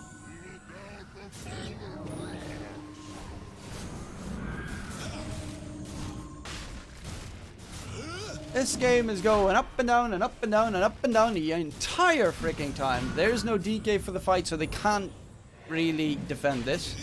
Maybe if they get a good jump into the pit, get the steal going, but you need to swap out every item you have to get all those items secured. 423 charging in, BKB popped. Can they get it? Kishka jumping in as well. It's going to be Savage with the Aegis pick up. The Ags goes in favor of the Lycan here, who is trying to disengage from the fight. Ace will be left behind. 23 Savage is level 30 in the meantime. And they're hunting for more refreshing gets used. Kishka is going to be chased, and Kishka is going to get rooted up in position. 23 Savage. He just uses his Refresher Orb, and he's like, let's keep on spamming all my Fire Remnants the entire time. The guy loves spamming his Remnants. Who got the free Ags? Okay, they're giving it to Sancti for the double Chakram.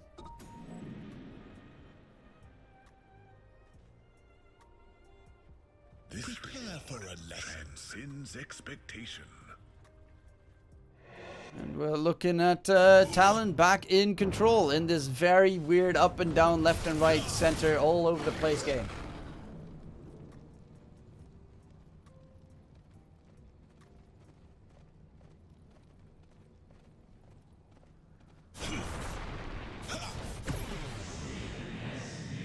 Maybe using his ulti to just gain vision, and he's going to go for the high ground hit without the... honestly, Grimstroke is a really important hero here, because that Soulbind is doing so much in these fights, even though he just gets blown up by KP every single time. Shapeshift from 4-2-3, he's got the Rapier. Rapier gaming, let's go, can he get it done? Jump onto KP, that's his target, but the double force stuff gets him out of dodge, and that is the BKB duration. Shapeshift pretty much being completely wasted on the Lycan. They kited it perfectly, using KP as the ultimate bait. They're continuing to push double damage onto 23 Savage as well. And Lycan can't really do anything anymore.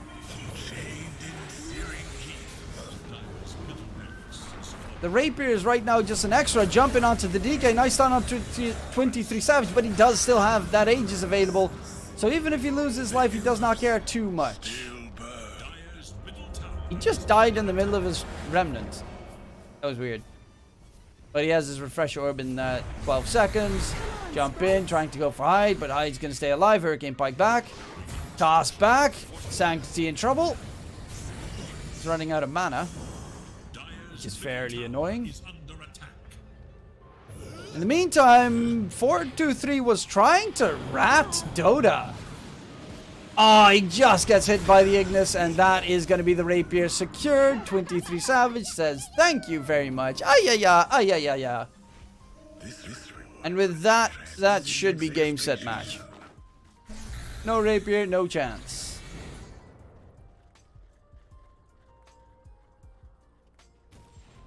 And somehow 23 Savage, after performing absolutely terribly in the mid game, is looking pretty good for the final stretch here. Dire's bottom tower is under attack. Dire's bottom tower has fallen.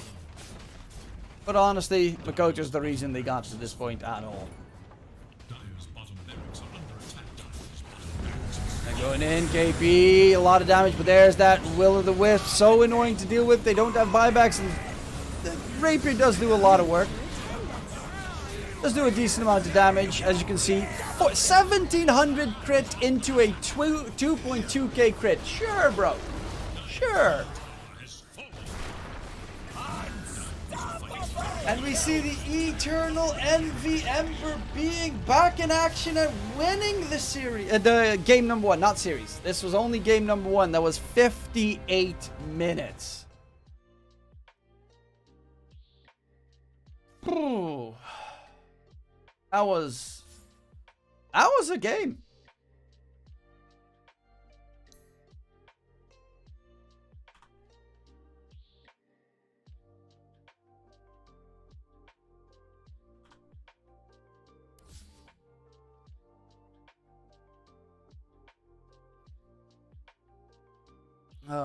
Well, now we're just waiting for the next game. I guess we can watch a little bit of the Army Geniuses versus TNC Predator draft while we are currently waiting.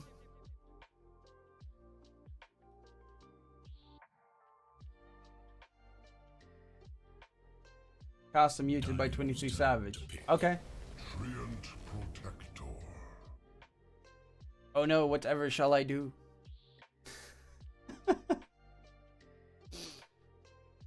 So yeah, I'm just checking out this draft. I'm gonna go get some water because I'm dying of the heat right now. With this current draft, who's in the favor? I would say Army Geniuses. They're the only plus that they have is Enigma, and Enigma gets countered by Rubik. Plus Void Spirit's a god in this batch at the moment. So I like Army Geniuses draft here a bit more. Oh yeah. What I also, right before I go, don't forget to check out in chat, Cloudbet, that link right there. Press it, join it. You get 100% deposit bonus up towards 5 BTC. It is very much appreciated if you do join. If you deposit at least $50, you also get 50 free spins in the casino. So don't forget to check it out. Use that link to sign up. It's Cloudbet. They have esports, casino. They have everything. They do use crypto. They do not have a requirement for KYC, know your customer, so you don't have to deal with that. And they are VPN friendly, so do check them out. I'm gonna be right back because it's hot as hell and I'm dying. It is Dire's ban.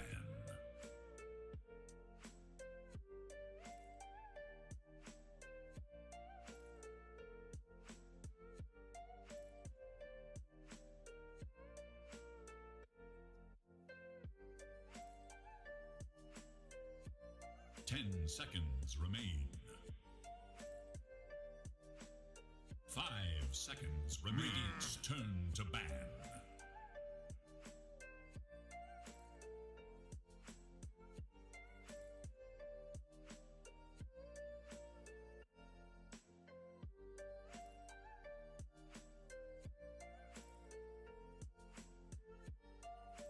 Seconds.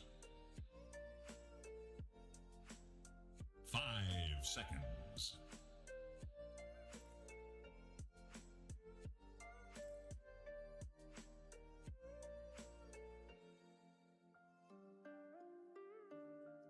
It is Dire's ban.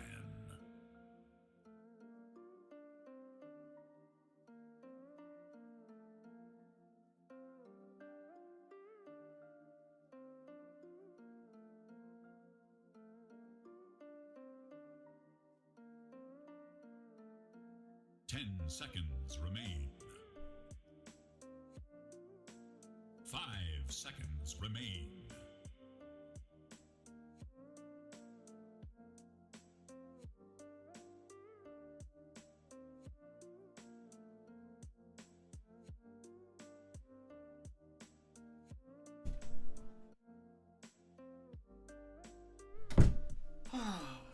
Radiant must choose. It is hot as hell. Comparatively to our winters.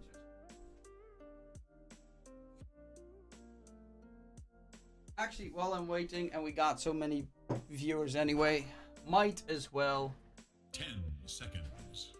Where is it? Where is that thing in my game list? 5 seconds remain. Dire's turn to Come on. Naga Siren. Naga? Okay. Interesting choice. What's the temp over there? Right now it is 35 degrees Celsius. Which obviously, you know, it's probably worse in Spain and stuff, but we also have colder winters, so. 5 seconds. And this is specifically done for my boy Felix.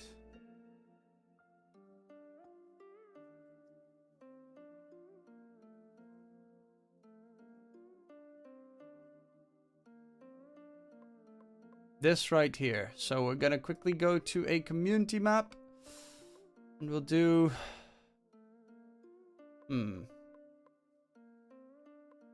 something with decent elimination rates. Let's go Bouncing Heartbreak.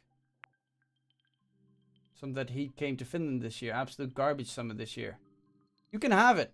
It's literally also 1 day that we have it, by the way. It's only 1 day. So, if you want to join, type !play in chat. Or if you are a sub, you type !play plus one of the numbers on the right side. And then you get that colored ball. And how it works is pretty much as you could expect. It's a marble race. It's a race to the finish line. First one there is the winner. That's as easy as it gets. Alchemist is actually a really good pick against Naga Siren, not gonna lie. That Alchemist pick makes me think TNC is gonna take game number 2 as well. Yep. Because Naga is a solid hero, but is super shit against Alchemist.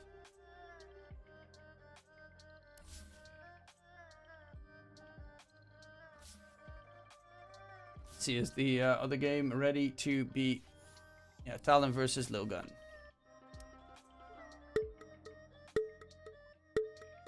Let's see. Who is going to be the victor here? You got Krolska currently in the lead, but that's only the starting portion of the map. While he is going strong, DK right on his heels. But Symmetra on... Wait, Symmetra, is that...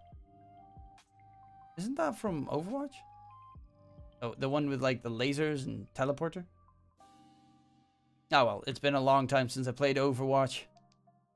Rooney actually taking the lead, however, will be overtaken. It is Sabi coming through, or is it DK coming through? We do not know 100%. No, it's Sabi that is now leading the pack, completely solo dolo, bouncing up and down, going through the funnel of love. Will he get himself all the way through? Rooney gets pushed to the side, but Sabi says, no way, Jose. I'm taking that lead. I'm extending it for more. Kaut coming in from behind, though. But it doesn't matter. Because, well, yeah, Kaut is now going strong. Does he get eliminated? Yes, he does. Kaut is dead. He has been murdered and slaughtered and annihilated. Same with Krolska. Rip in Krolska. He shall be missed. But it's Ralph going forward. The finish line is right in his frontal sight. Can he get to that point? Can he get the finish line secured? Bouncing over the bouncies of love. Will drop down below. Felix trying to overtake him. But Felix is just next to him. And it is neck on neck. Ralph should be the one that is the victor, though. Unless we get to see Mr. Z Gaming coming up from above. Denied. GG. Well played. Mr. Z Gaming first. DK second. And Felix somewhere all the way at the back.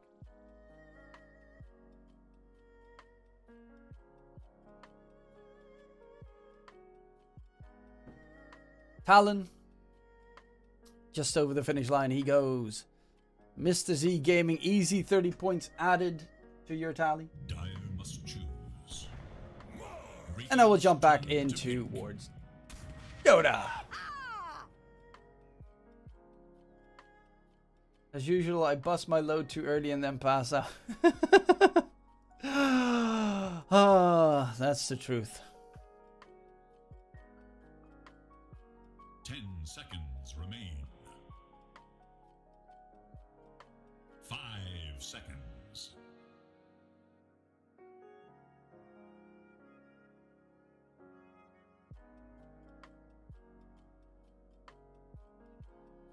It shows about draft Lilgun. Yes, it's right here. Lilgun versus Talon. Game number 2. Mars Snapfire for Talon this time around. Tiny for Lilgun. They banned out the Brood and they banned out the Lycan. What a surprise. Templar Assassin. They're gonna go TA. It's not like the Snapfire globs that much. Sideblades are pretty nice. It's pretty early for your safe lane pick. Or mid lane, depending on how you want to run it.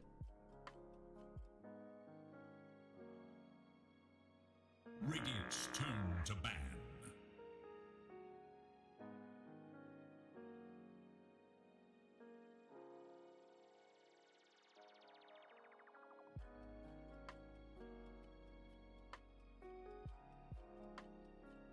Dire's turn to ban.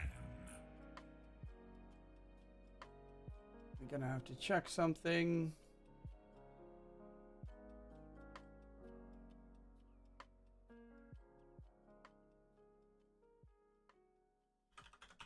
Ooh. 10 seconds. 5 seconds remain.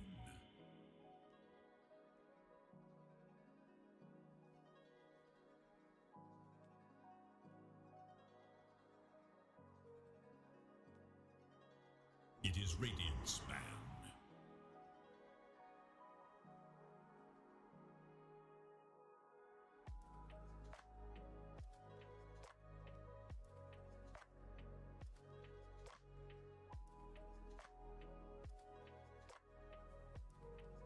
Ten seconds remain.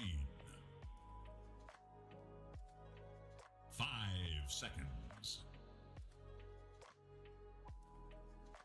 It is Dire's ban.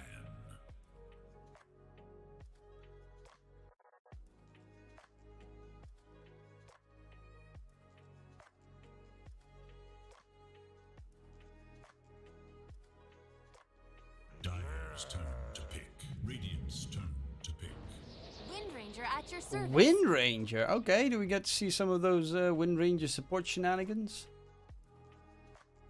that we know and love? Or is it going to be Wind Ranger core shenanigans, which are even far worse? 10 seconds remain. 5 seconds. Radiant's turn to pick. Keeper of the light. Dire must choose. Face the light. Face the light.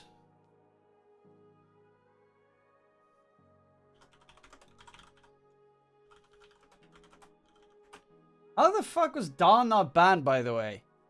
10 seconds. In the second phase, at the very least. It is Radiant's ban. Faceless void.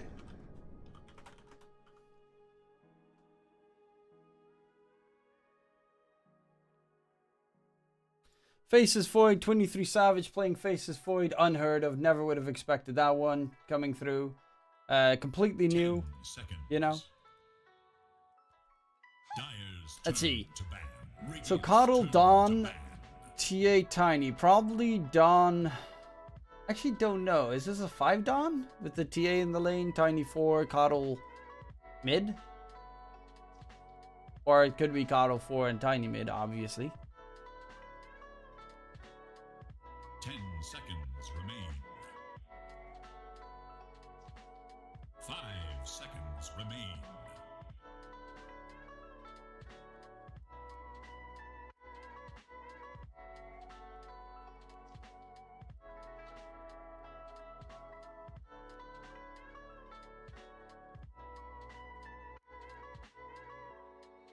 Okay, let's see. Bans, Puck, Beastmaster gets taken care of. No Bloodseeker either. This game previously. Talon, they do have chrono damage with the Snapfire, so that's not really the thing that they have to be most fearful of with. I assume it's a Turn to pick. Wind 5 Snap 4 Mars off, but they can always flex the heroes that they have pretty effectively. Venge is pretty much just a saving hero against the Faceless Void. He chronos, you swap, you sacrifice yourself, but you keep your cores alive. So Coddle probably mid then. Tiny 4 Dawn off, TA safe. 10 seconds remain. And Venge 5. I would assume. I mean, there's still some 5 flexibility behind it, seconds but remain. not too much.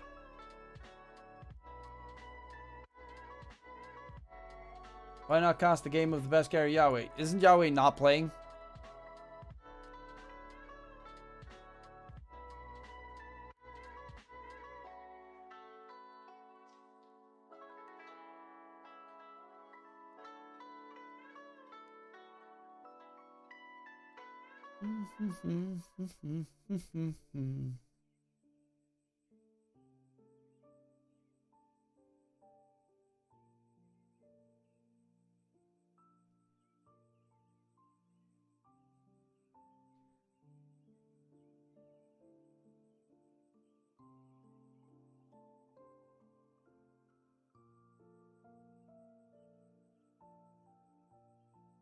Okay.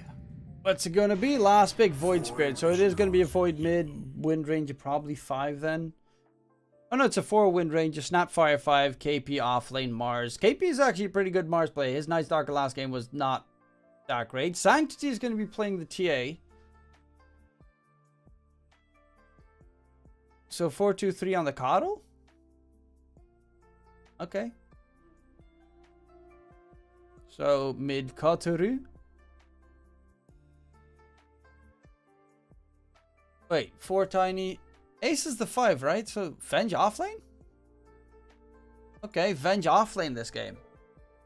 Interesting. Interesting.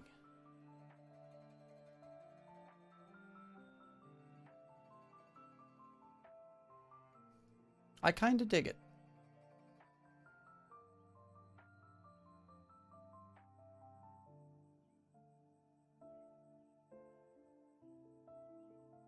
So who do you guys think is going to win? Talon looks to have the better papers by far. Void Spirit's pretty good against Kato because you can blow him up the moment you hit level 6. You kind of farm next to each other. TA is pretty good, but they do have multiple ways of getting rid of fraction charge pretty quickly.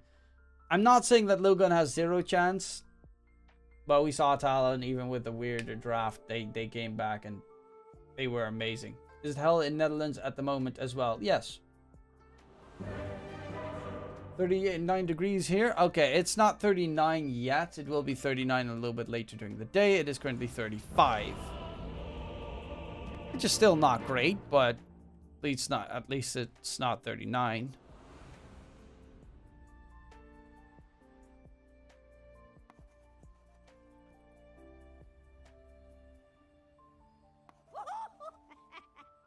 Why, thank you. And the old classic, we start the game off with a pause.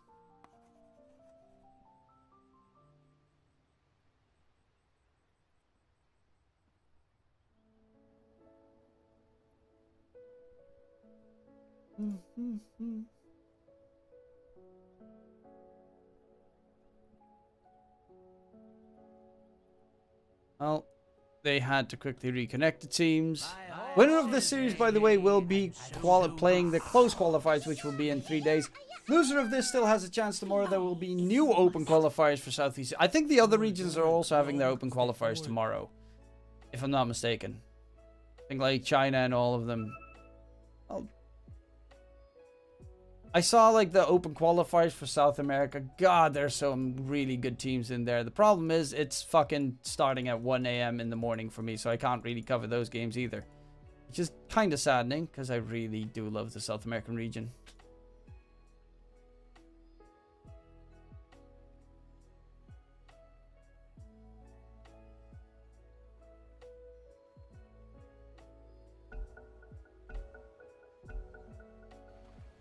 Okay, let's see. What can they do? Talon. Ready to rumble. 23 Savage, starting off with Quelling Blade, Tangos, and a Magic Stick. He's laning against a Venge Tiny. So do I.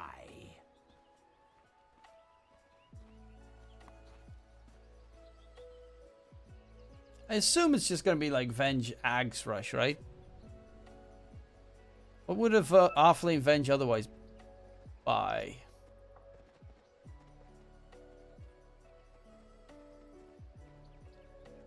Beats me. Unless you're going to go for like a semi-core offlane Venge, which is also, I guess, a possibility.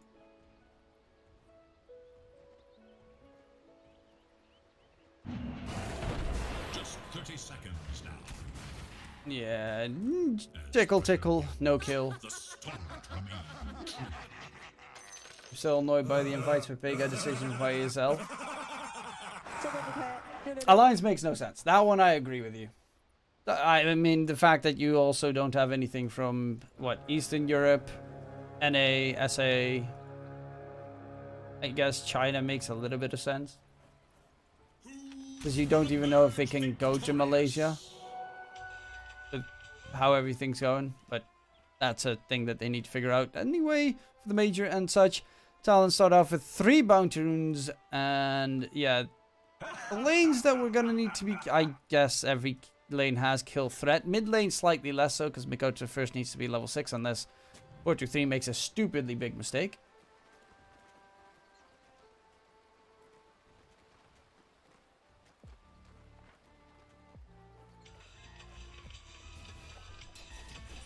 Literally reminds me of when they used to invite the old CSGO VP team despite them bottoming every tournament. Yes, but then you had like ESL Katowice or some shit, and then they were the best team out there. So there was always, that was the thing with that team. They always had a chance to just step up at a LAN event. The old VP lineup with like Basha, Biceps, Taz, Neo, Bialy. Missing what? Snacks. Snacks attacks. And who doesn't love fucking Papa Biceps? I love Pasha, but they were horrible at the end. They were. 100% they were horrible at the end. I do not refute that in the slightest. I still love him, though.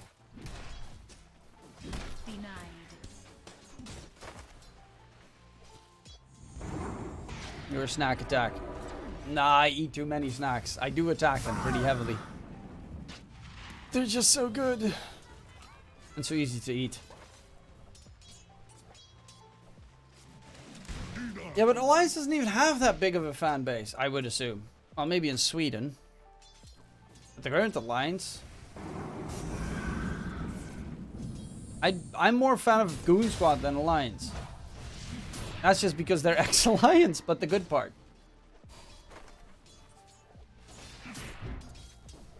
Limp Pog.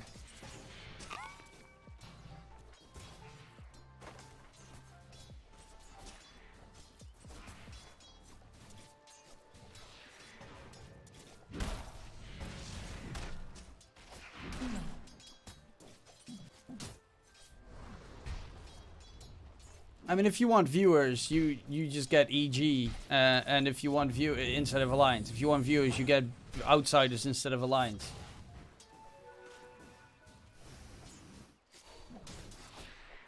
Just hastening the inevitable. Sanctity, nice shackle coming in. A lot of damage to be taken on the TA. Bottom lane's not going as well as they'd like, considering you are playing with the Dawnbreaker. The greatest laner the world has ever seen.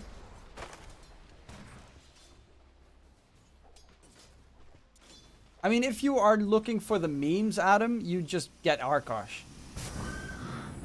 And we all know how no one wants to see Arkosh there.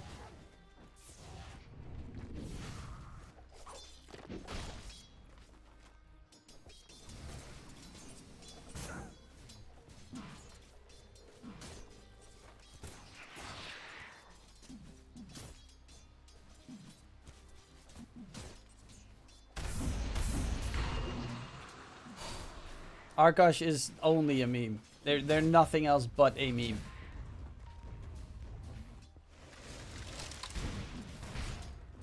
Team Bald, same story. You know, Team Bald is just the Arkosh of Wii U.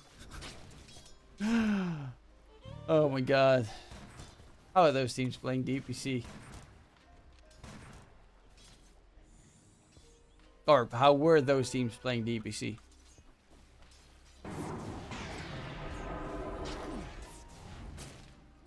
To be fair, Nouns is a meme team, but they're a really fucking good meme team. All's fair. Dire structures are fortified. I'm sorry, okay? Wait, can I even turn off the ads? I'll quickly check for you if I can turn off the ads. I'll destroy my own revenue from streaming here just for you. Execution style. I already did that a couple of weeks ago. Cost me $40. First blood. And then I missed First Blood because I'm trying to get rid of the ads. Meh! It was at least First Blood secured here for the Talon side, so no experience for Sanctity. Ace is level 4 as well as KP. Mid lane bottle refill by Q. And 423, well, he doesn't have a bottle, so he doesn't need a refill. He does need to get some good old farm in. Speaking of which, Q coming in. Might need to be a little bit careful here for 423. He's actually not going to look further forward.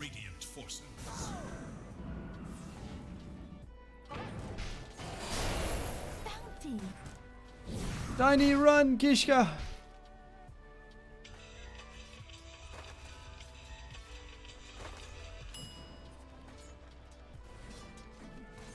Middle is missing.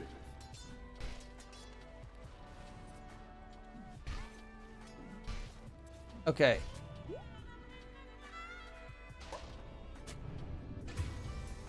The ads should now be disabled.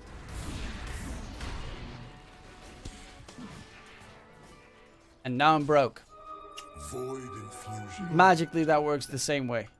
Okay, double bounty rune steal. Now I can focus on the game. Makoto is pretty farmed on that Void Spirit. Does have a kill onto the Coddle. And it's not great if a Coddle is bottom of all the cores. When you're playing mid-Coddle, Sancti TA dropping low. Is going to get jumped by Makoto. Good rotation. Sancti Can't really do much. Maybe a meld strike, and he does get the kill. Nice catch there from Sancti. Q, a little bit out of position there. How will you pay my mod salary then? With love and marbles. Ace, Donnie. Will be found out in the end as well. Top lane, they will get 23 Savage in return though.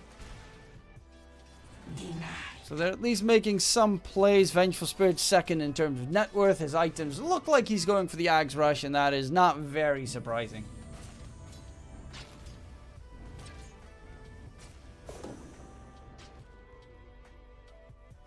We can handle ads. Well, you know, there's also another way to help me out. Is love being decreased by inflation too? Yeah, you only get about 50% of what you got last year.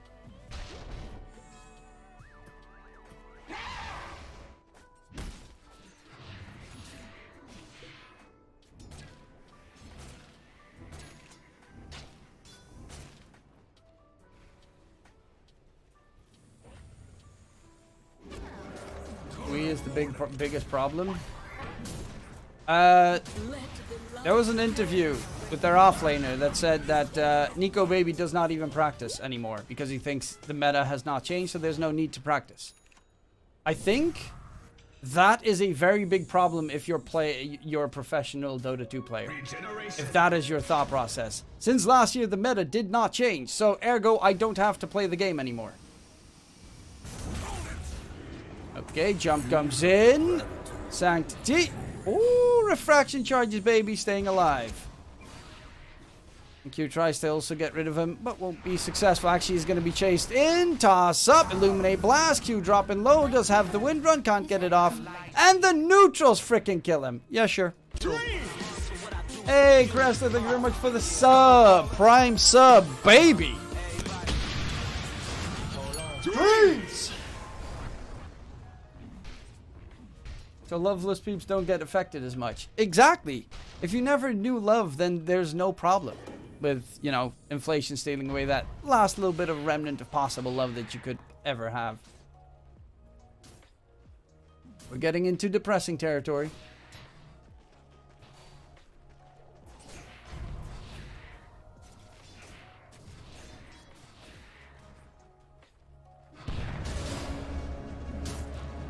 Okay, in comes the catch. Can they get the kill on Sancti? That's his third death already. Rotation from 4-2-3, but he is alone and he does not really have any damage behind him. Kishka in the Roche pit. He's trying to juke his way through, but there's not really any juking coming through. Will be smacked down. Makoto gets a killing spree on the Void Spirit. He's going Witchblade as well, and that's going to be a lot of damage. This is a very fast Witchblade. Finders, keepers. Which is a very dangerous prospect for the continuation. And confirmed symmetrical. Nico doesn't show up in pro pubs, VODs, in YouTube anymore. He used to pop up quite a lot, not anymore. Yeah. And that doesn't help if your safe laner decides, you know, the meta hasn't changed, so I don't have to change. Oh, Yulbom actually keeping his Venge alive. That's actually a pretty neat play by Ace. Even though the meta has completely changed compared to a year ago, you have seen, you know, TA safe lanes a lot more.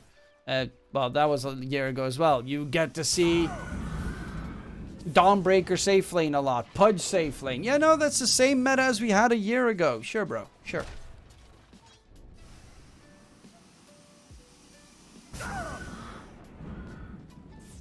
That's why my man only plays Naga and Slark.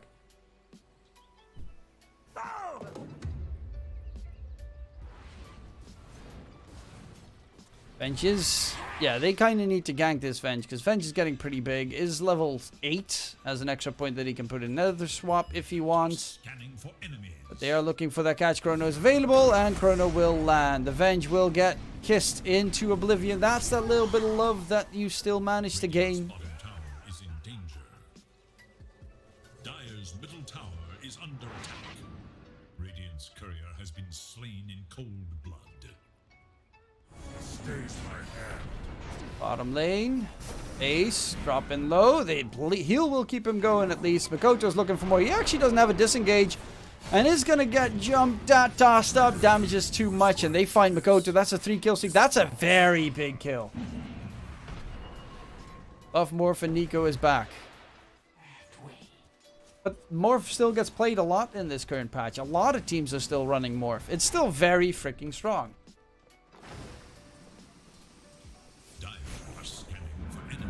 But you just have to play the not E-Blade build. And that is also something you need to practice. Because, you know, it plays differently. What a surprise. Haste!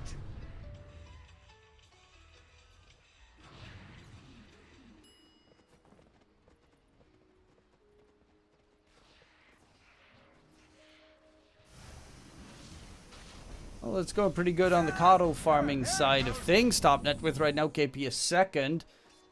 How is Makoto now below 23 Savage? He looked so... sorry, below everyone else on the Radiant side. He looked like he was having such a good game. That one death cost him that much. Top spot to 5th. Bounty.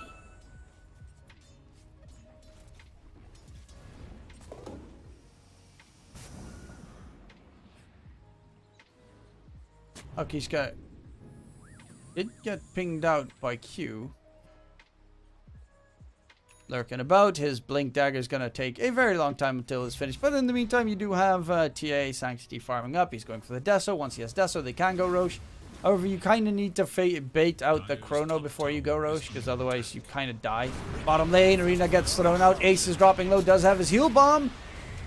They will find Hyde in return. The kill comes in. 4-2-3. Gets some earned charges. Spirit Vessel is now finished. And that's a pretty nice pickup. It's not like the superb, ultra, mega, I'm going to destroy my enemies kind of item. But considering they do not have that much healing on the side of Talon. But it always helps.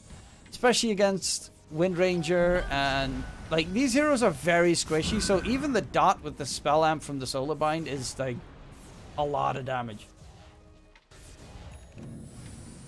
I subscribed. Oh, you subscribed on the YouTubes then. Radiant should look to their top tower. Orchid next. I actually do really like this choice of going Orchid second item against the Void Spit and against the Faceless Void because, well, he needs to get his BKB. I guess he'll get it about slightly later than the Orchid. But that Void Spirit... Makoto, if he gets Orchided, he is dead. And with the Coddle's cast range as well, with Spirit Form, 250 cast range added. That's just an Aether Lens with the cast range on top. Heal comes in, though 23 Savage does have a Chrono, which he's looking to blow. Maybe not. Ace looking problematic. Oh, look at that damage on 23 Savage. KP charging forward. Ace is still alive. The earned charge does get thrown out. They find one. They find two. Double kill secured. And Makoto and Q die for Ace. And then 1k net worth lead coming in for Lilgun. While Sancti, during all of that, is just farming up the top lane and enjoying life. It's the end of the world as we know it. Killing spree! 23 Savage still gets taken down. Kishka gets the kill. His Blink Dagger's getting closer.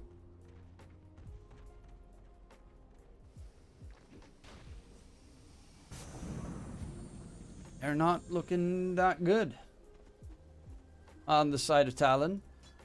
The double Void combo is dropping further and further. Sanctity doesn't have the tier 1 tower top, but it is very close in securing it.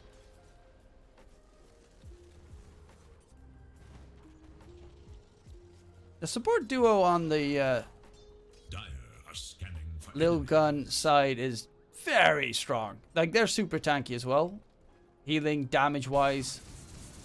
Playmaking potential. However, they do need to be careful because Makoto is nearby. There are TPs already coming in. That is going to be 4-2-3 on the Coddle. They're going in, and Makoto is dead. Again, Chrono onto 2. Does throw out the blinding light. The Mortimer Skisses do chime in. Ace dropping low. Should be taken down. And 4-2-3 is just going to go for the sprint away. KP is not going to be able to catch up. They do manage to find 2 kills in return. But again, they lose Makoto. He just gets blown up. Dire's top tower has fallen. Tundra has to play. Yeah, Adam Tundra is playing with a different offlaner. 33 is not allowed in. They're playing with Rezo because 33 is Israeli, and Israelis are not recognized by Saudi government, so he's not allowed into Saudi Arabia. Or is it the Hawk? Oh, sorry, they were with the Hawk. Rezo is for secret. Look to their middle tower. They're playing with the Hawk. Radiant's bottom tower is under attack. But yeah, it's because, well, Radiant's bottom tower they keep having tournaments in countries that don't allow certain countries to enter, which is Dire's middle tower very is under neat. attack. I mean, I'm gonna be curious what teams are not gonna be, players are not gonna be allowed in fucking the Arlington Major. Half Russia.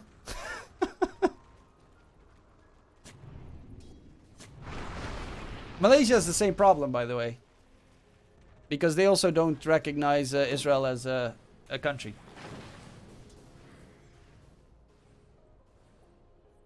So Hermes could not go. I think, if I'm not mistaken, Hermes already left Alliance, but I'm not 100% sure about that information that was relayed to me, if it's accurate. I mean, of course, that tournament makes a lot of sense. It's funded by Saudi Arabia, and it's a $4 million fucking dollar tournament. So, yeah, that one, sure. They really need to find a way to fix the issues just in general with a lot of visas. That shackle shot, jeez. For Dire's middle tower.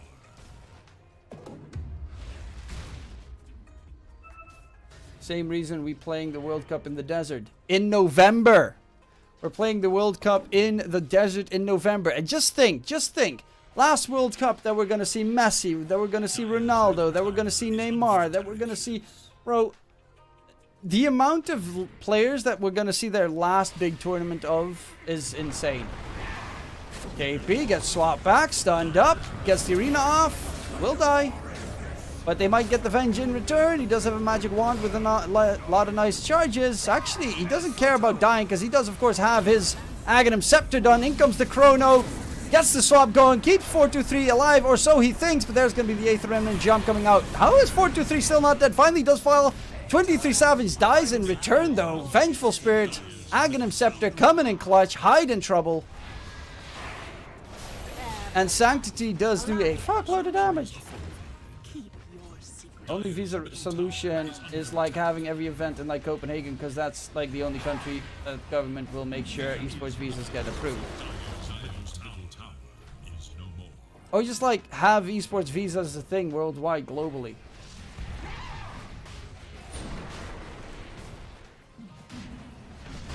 But that's, of course, you know, gonna step on the tippy toes of all the other TOs out there.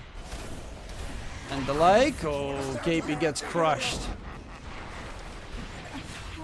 And so does Q. They're going back into the pit to try and secure Roche in their favor. Radiant's middle tower is under attack.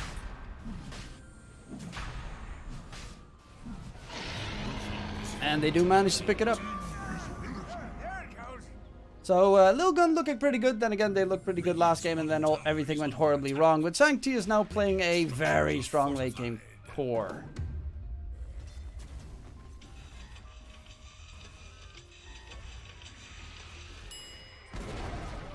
Radiant's bottom tower is no more.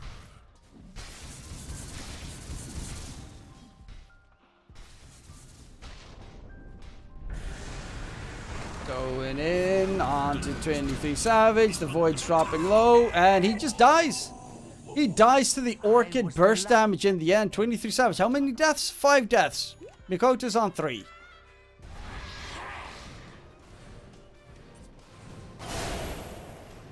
Shard also on the Venge. He's going Aether Lens.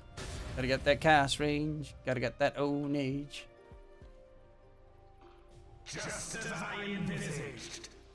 Dire's middle tower is under attack.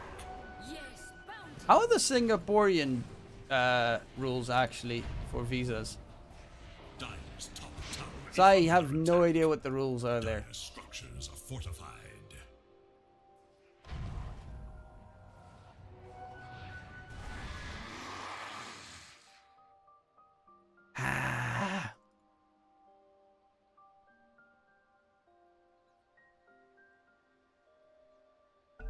Well, while we are waiting, I'm still going to quickly, briefly mention it. If you're looking for a new betting website, it would be very much appreciated if you give the Cloudbet a little bit of a, you know, looking at. They are a cryptocurrency betting website, have a lot of options and different games that you can bet on, esports, sports, live betting, the whole charade, the whole shebang, and 100% deposit bonus up towards of 5 Bitcoin. Yes, they are a cryptocurrency betting website. Do check them out. Link is in the chat. Middle tower is under attack. Would very much appreciate, be very much appreciated.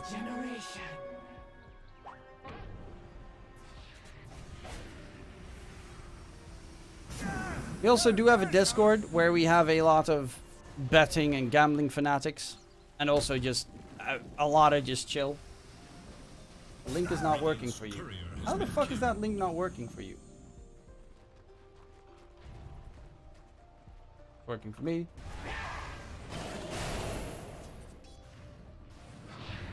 Maybe you need a VPN, because some countries, of course, do have strict anti-gambling laws, including the Netherlands. But luckily, VPN is a thing. They do not require KYC, which is a plus. But also, there is a Discord channel that you can join if you are interested in, you know, joining the very bald community. Where we do love a lot of esports. We talk about esports, for instance, players that are being swapped out and tournaments that are coming up, and predictions and the like. We even have competitions every once in a while. Yesterday, one was concluded, where number one got $25, number two got, well, we had 3 people tied for number 2, so they all 3 got 10 euros worth of prizes. And you do not have to commit to anything to join those giveaways. Well, competitions. I don't really want to call them giveaways, because you do have to, like, do something, but that's just throw up predictions and the like. Nonetheless, let's see. Mikoto is getting close to his Aghanim Scepter, which is pretty big. 23 Savage. That BKB has been a long time coming. Ishka is actually really fat. Recently turned 30 and I've noticed my hair has started thinning. I am thinking of starting finasteride treatment to slow it down. Bro, my hair started dropping when I was 17, so I just gave up. It's fun being in high school while balding. 23 Savage does get the TP out of there just in time. This is map number 2, yes. Dire's bottom tower is under attack. Chasing for more. Hyde Snapfire will be taken down. Bottom tower is no more. Dire's bottom tower is under attack.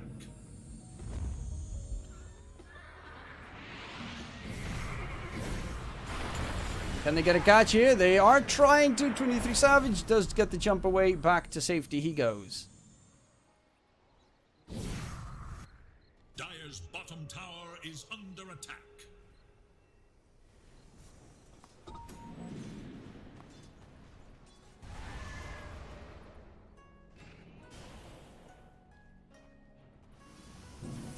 And topside KB. He's gonna get spotted by 423. Does not. They don't have a way of interrupting his TP though, unfortunately. 423 is getting himself his BKB, but it's looking pretty rough. Daedalus next for the TA. And it's going to be heavy duty damage. Look at these wards as well. Look at how aggressively they've placed these wards in the die jungle.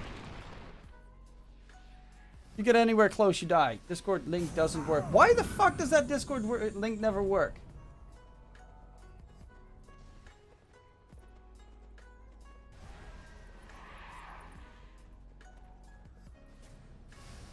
It works for me.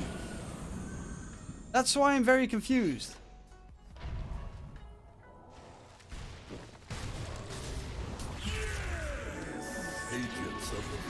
Oh, they are gonna go for the jump in. Kishka Tiny dropping low. Gonna get the kill. He's so tanky. He's soaking all the damage. In comes the Venge, saving his teammate's life. Makoto's gonna get stunned up as well. Illuminate Blast. No, he dies to the Orchid.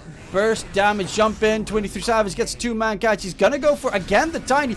They're doing everything to kill off the Tiny, but he's still not dead. Kishka's running away. Disengage. Dodge and weave. Bob left, right, and center. 23 Savage is just gonna die, and that is just huge. You've never tried. He doesn't even die. Bro, that's game. That's set. That's match. Never mind. It's over. Dire's middle tower is under attack.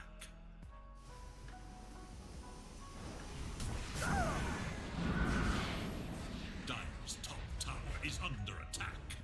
Dire's Going for a Tiny who's walking around with 20 extra armor, 2.5k HP. It does not make the slightest bit of fucking sense. Radiant's bottom Liquid tower is Ana under hype. attack. I'm curious to see what he can bring. Does that Discord link work for you? Just curious to see if it... that issue can be resolved easily.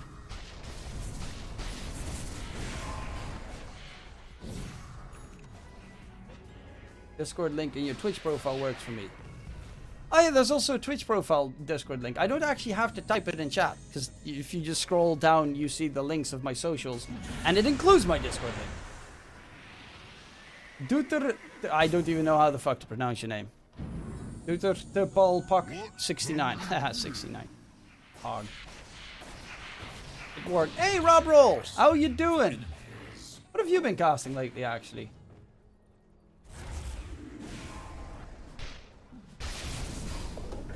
"23 Savage, BKB jump to the side, TP out, does get himself out, but that means no BKB for 80 seconds. KP can't TP. He is very dead. Even if you try and BKP TP, swap is a thing. This Venge offlane has been very effective. Happen to have the same handle for ages. Oh, I thought you were Robin Roldoda. That is... where the fuck does it come from? Where did you get Robin Roll from? Radiant's top tower is under attack. Regeneration.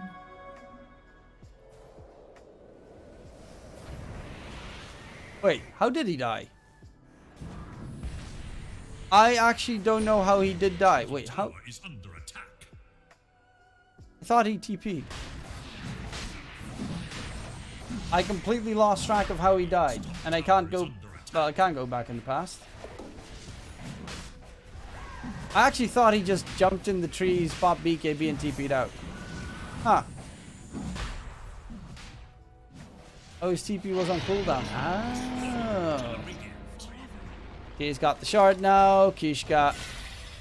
In comes that Orchid. Dodges it nicely. He'll bomb on top. Mikoto, can he get away?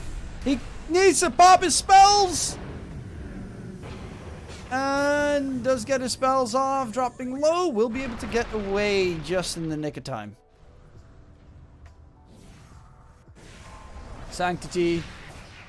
He has an Aegis. Unknown. The temple decrees. That was funny. Double kill. Oh, that was really funny. Okay. I was already thinking, what's he even trying to do there? TA is level 22 with an Aegis. And like a fuckload more farm. Why are you even trying to man fight the TA? Toss back again. Kishka is playing a superb Tiny. Mikoto gonna get forced back stun onto high. Jump ins from Sanctity. Swap comes through as well. No fear. Vengeful Spirit is here. Absolute pure nuisance. A Tiny Venge duo is literally hell to deal with. Kind of reminds me of those lineups where you had Disruptor and a Kunkka in the same lineup, and it was just dragging back the entire time. Okay, Sanctity's first life is gonna get popped. They have a Chrono. Arena thrown out onto Kishka as well. Can they get the kill onto Sanctity? He's gonna get stunned up. Jump in from 23 Savage. Chrono comes out.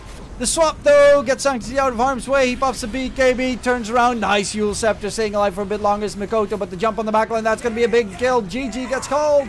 And Sanctity with the double kill, and the GG for Talon means Lilgun take game number 2, and we are going to a game number 3.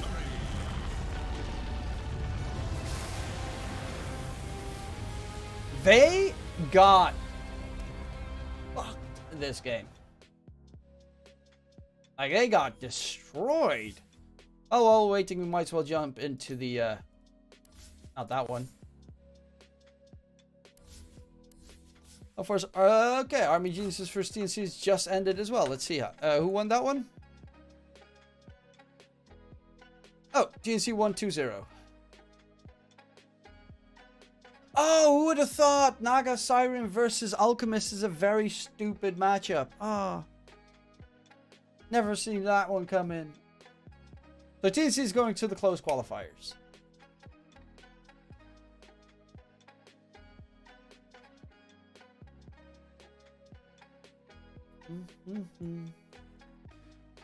Okay, well, while we're waiting then, I might as well turn on some Slay the Spire.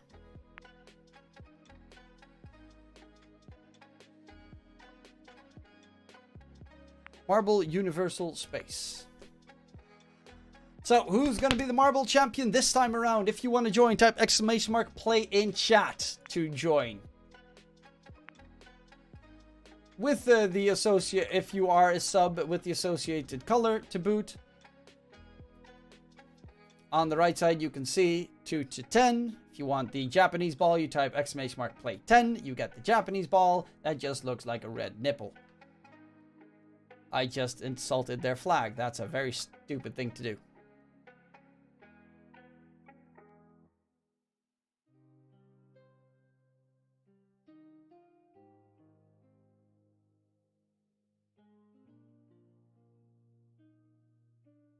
Well, who is going to be the victor this time around?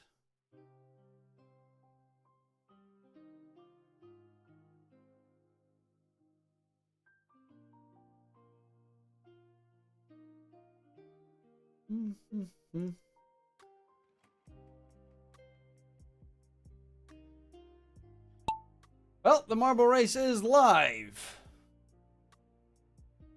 Let's see who's going to be the victor here.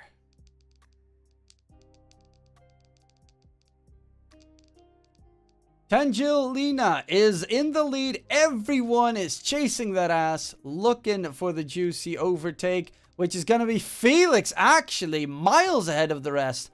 Slackers. Felix going strong. Felix going fast. And will be jumping up. Could be eliminated if he's not careful. And does stay in the box for now. We do have a couple of droppers. Actually, a lot of droppers, including me. Sad. But luckily enough, there is still the oh no, this is not the hamster ball. Ah, I was hoping for a hamster ball. Shenanigan. Felix makes his way all the way through. And Felix is... I don't think anyone can catch up anymore. Nope, Felix is going to win. Unless he gets eliminated somehow at the finish line. Which, highly unlikely. Felix takes home the bacon.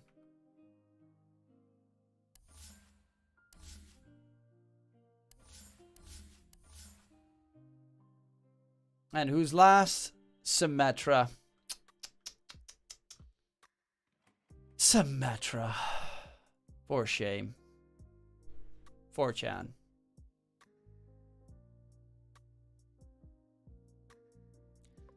Felix number one.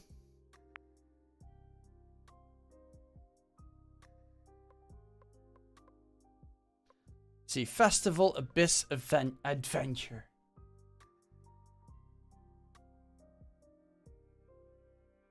Next race. Let's get ready to rumble.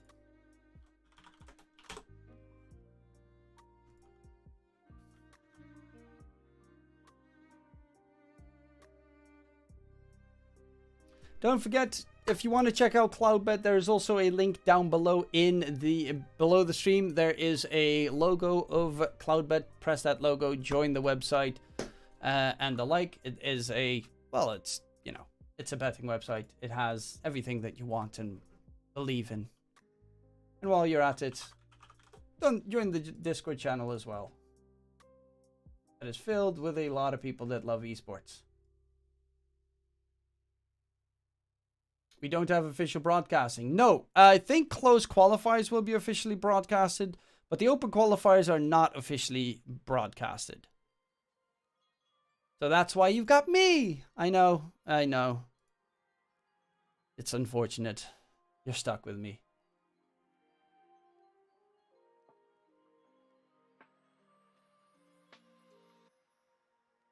Okay, it is starting to get to stupid hot temperatures now. How many teams will qualify in Southeast Asia? 1. Well, technically 2, because Fnatic also automatically qualified. Hey, sup, Enigami?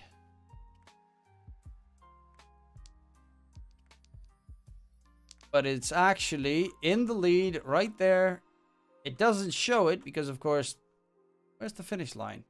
Oh, the finish line is over there, so it's kind of a weird, wacky situation. But DK Truman's in the lead. As he should be. There we go, baby. Hamster ball gaming. This is where the men get separated from the children. As you can see already through the hamster ball. The biggest hurdle of the hamster ball gets slowed down by Vincent. Thank you very much for the loving tap. But it is going to be what the fuck? Vovkulakwa. Vovkulakwa. Okay, Vovkulakwa in the lead.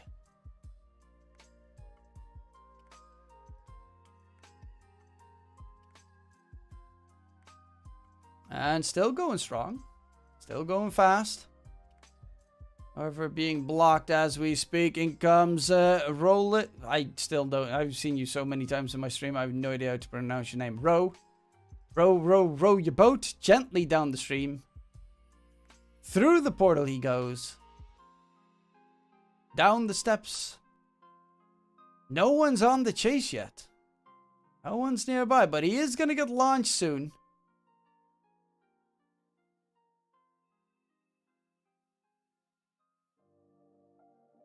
And taking flight, dropping fast, gets himself to the other side. Easy peasy, looking to finish it up right here, right now. Everyone is miles behind. Well, actually, not miles. They are catching up pretty quickly, but he is just a little bit too fast. If he survives this last hurdle, he will be the winner. And shooting stars make it through. It is going to be a row your boat.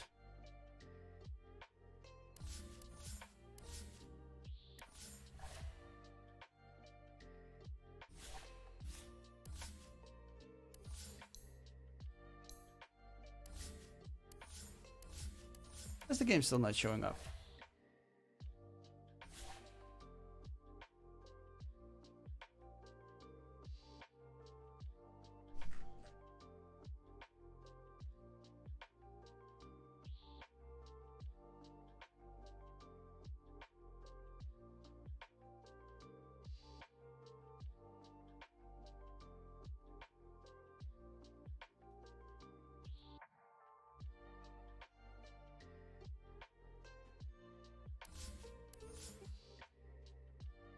Adam, come on, stop slacking.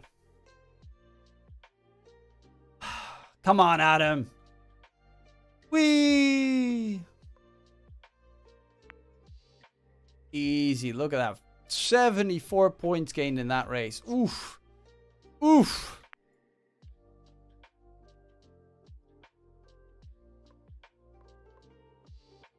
Catastrophic catapulting catastrophe. What a name. That sounds like my kind of map.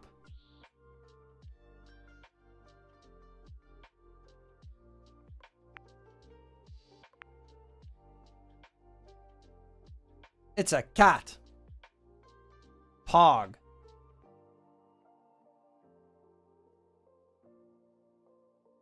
Aeon. Or is that Rion? No, that's Aeon. Maybe. I guess they put their cat in the creation. Cats. I'm a kitty cat. And a meow meow meow and a meow meow meow. Cats. I'm a kitty cat. And a meow meow meow and a meow meow meow.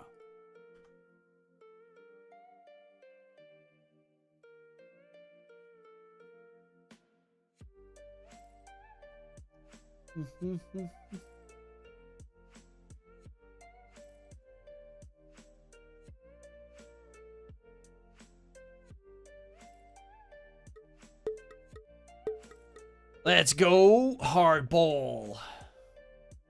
Popo Watson in the lead. Let's see who it is. It's Ichmkim Good 10-19.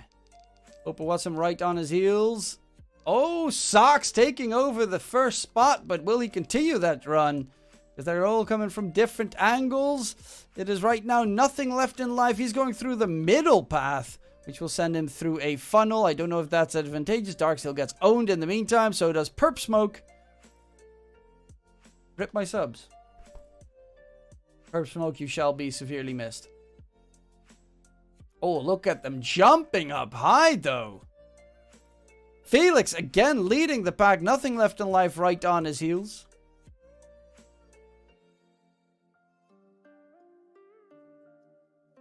But Felix gets overtaken by Tangelina.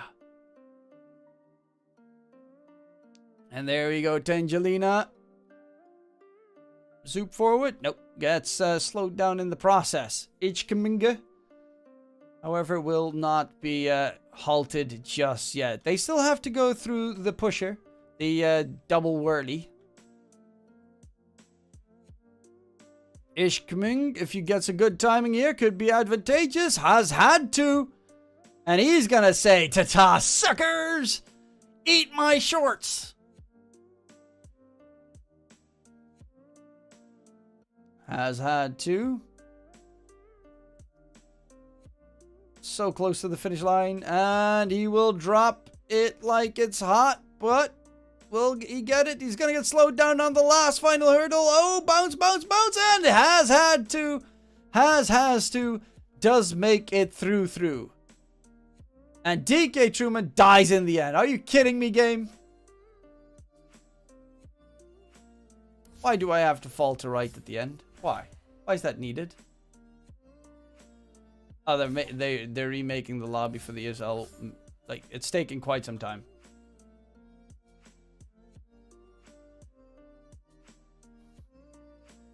Who's still left? Wee Hawk and Incubo. You got this. We believe in you. You can do it.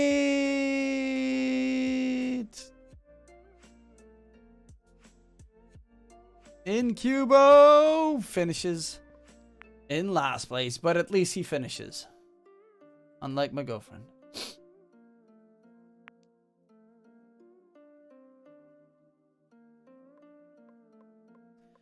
Let's see, what? Bouncing Heartbreak. We just did that one. Some wonky madness. This one is 18 minutes on average. Fuck no. Why the fuck would anyone make an 18 minute on average map? This one's 3 minutes, which is already very long.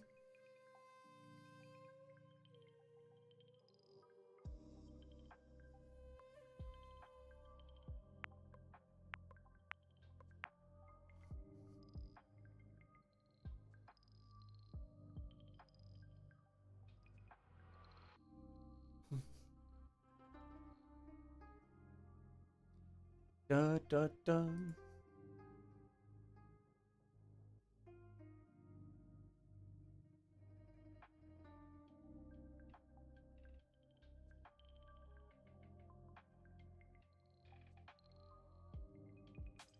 I really need to get some, like, cooler stuff going on, because I'm actually overeating right now. I'm so fucking hot. Oh.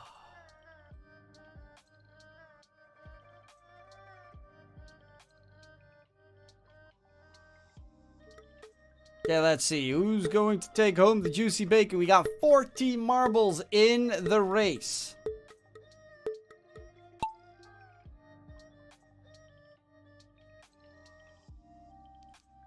Game 3, Talon versus Lilgun is slightly delayed for some reason. I don't know why.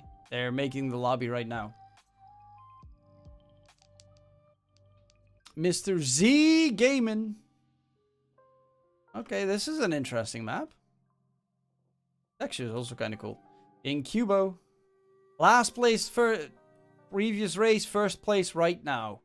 That's how we like to see it. A revenge story. His villain arc just started, and that's Arthur Espindola.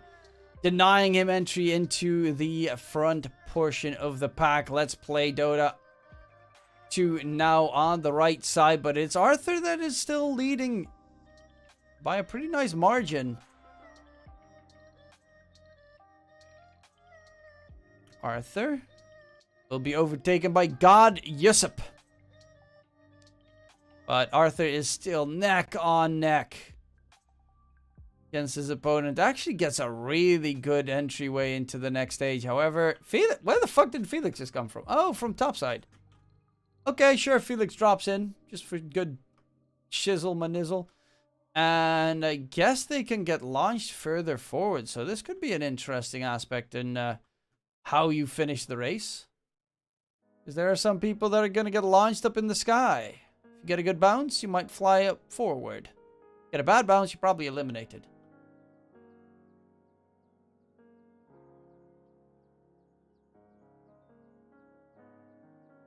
Cocaine Bunny!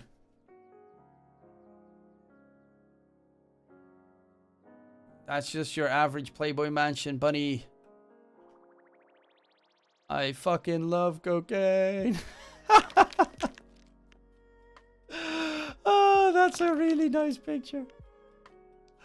Oh, that was funny.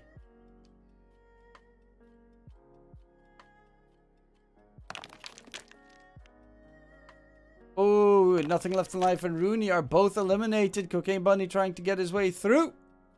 Needs to be careful of the launchers, but is overtaken by someone, Kian. In comes Mako John.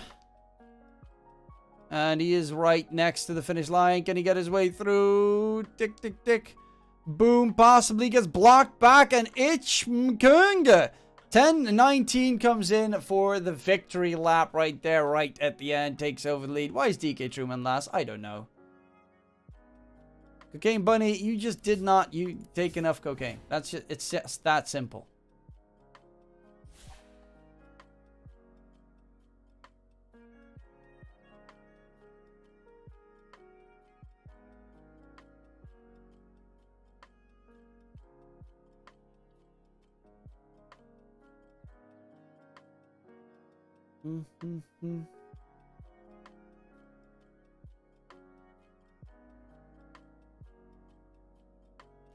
Bum, bum, bum.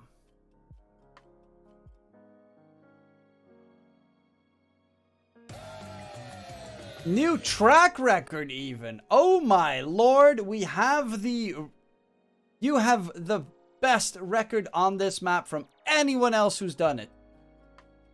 So Ichka King, you the actual OG.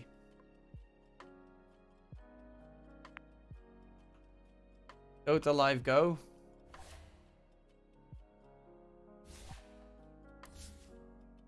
Yes, but there's still probably going to be a 5-minute delay before the game actually starts, so, you know, that's also a thing.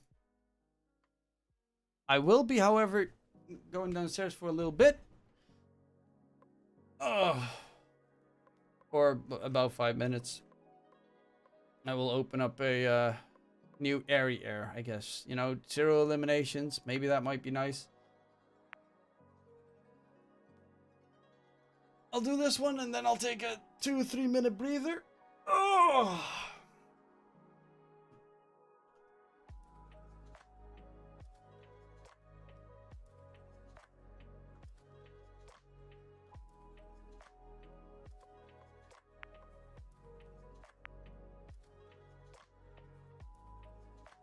Oh, this is actually just super ultra basic. No wonder no one gets eliminated here. This is super basic. They even have walls on the side to make sure you don't die.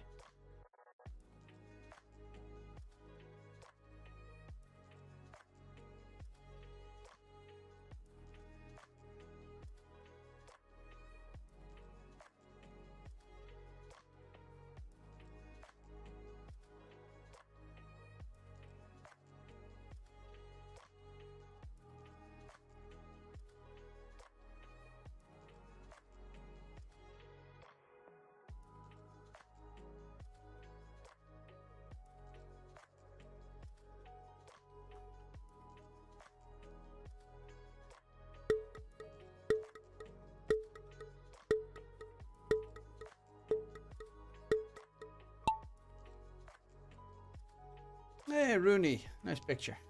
My Romanian pole using friend.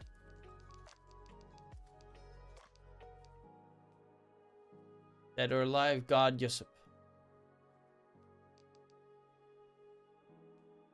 A lot of people don't have pictures on Twitch. Marsky. Symmetra. As has to. Lighter, but it's NTD Howie BG that is in the lead. Can he break the record? It's going to be a very tough record to break, though. You need to have like the perfect opening. Wave, for instance, had a reasonable start to that opening. Got blocked in the end. In comes Mako, though. Still won't be as fast as NTB. Oh my god. Threading the needle right there. NTD. In the lead. Can he get the good funnel further forward? It is neck on neck. And Mako will take the lead, but it's actually the speed coming through from Riley, and Riley will overtake them right at the end. Riley Pagaru is number one, whereas ABC Legacy is all the way in the back.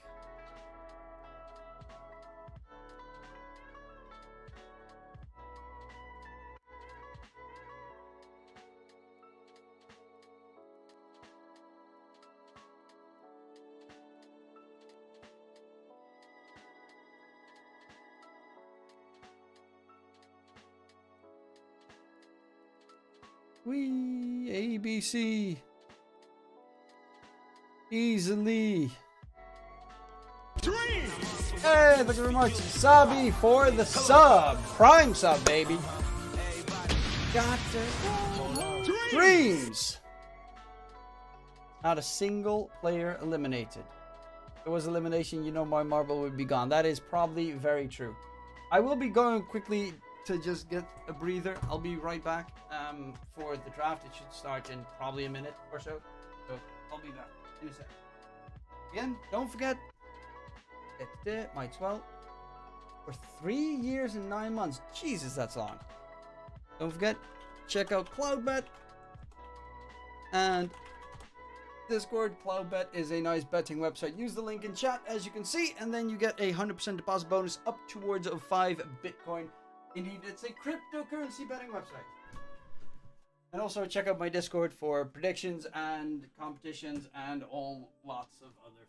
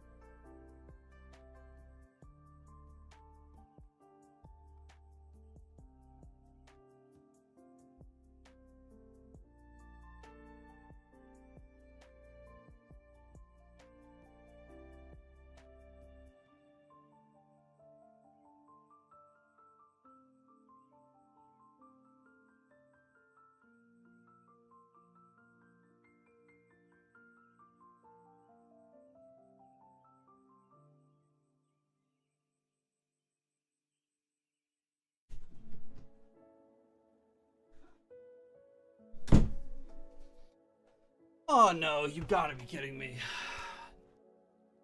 Guess it might be the case that I'm thinking what is the case that is going to happen. I don't even know where I'm going with that sentence, but I'm quickly going to check because if I'm not mistaken,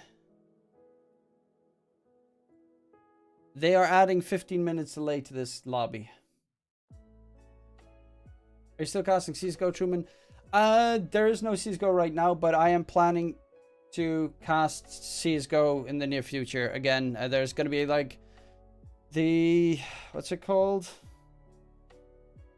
Like a massive tournament that's going to last for about 1.5 years, and I'm going to do that. And karaoke stream, never.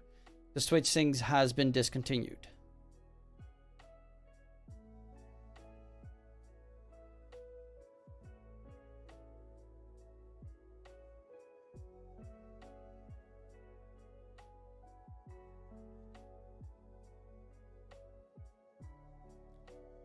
So what is the case is probably BTS Brazil.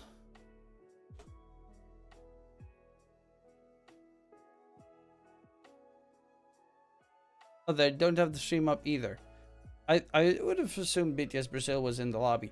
But I think they had some lobby issues, so they manually created the lobby. And because they manually created the lobby, they automatically have a 15-minute delay added in for the qualifiers. So that means we're going to be casting the series with a 15-minute delay. Indeed, you heard me correctly. That is a very big shame.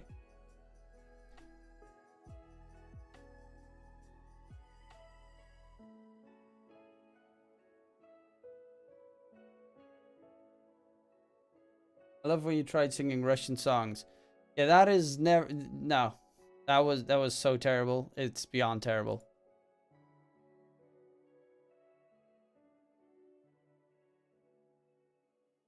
50 minutes is insane, wasn't it? Always 5. Yes. Okay, probably about 2 years ago, there were new rules implemented for community casters. One of them was that they can have add in, you know, maximum delay of 15 minutes for the stream, and they added that in Dota TV. So they have to, you can manually adjust how long the Dota TV delay is going to be, but because they probably did it from a lobby, they don't really care about community casters for an open qualifier. So they probably just kept it turned off. Well, the 5-minute delay.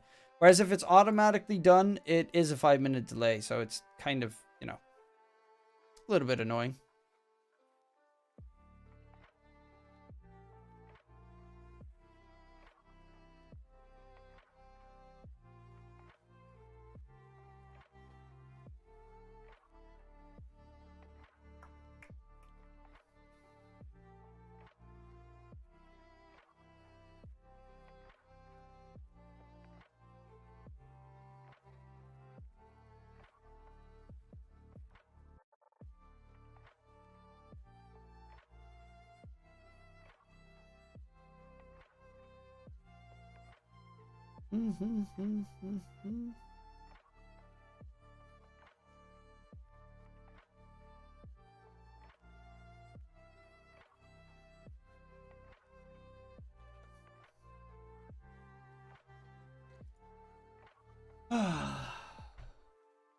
So yeah, it's going to be pretty annoyingly long. That's beyond idiotic, but then again, it's Valve.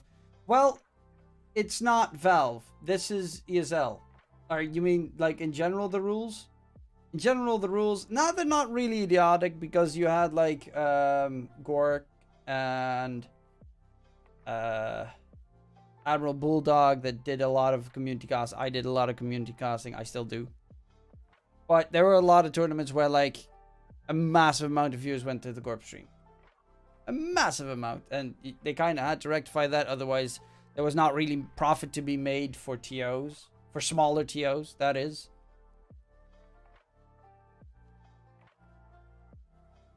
You're going to be casting all open qualifiers? I'm not sure yet. I want to cast pretty much every day this week because I got summer break anyway. Though I don't know which ones because they're going to be all... I think all of them are live tomorrow. That means you're going to have China at the same time as Southeast Asia, as South America, as NA, as Eastern Europe, as Western Europe. Not gonna lie, Gork co-cast is fun. Oh no, 100%. I agree with you. I personally enjoy watching Gorp cast a lot of games over official casters, including myself. It's just the TOs are the reason that tournaments can be hosted, and if the TOs don't make money, then there's no way that they can have more tournaments. Ergo, that's the big problem. I mean, you could hire Gorp, but the problem is Gorp's probably gonna have like a stupidly high rate if you want him to cover your tournaments.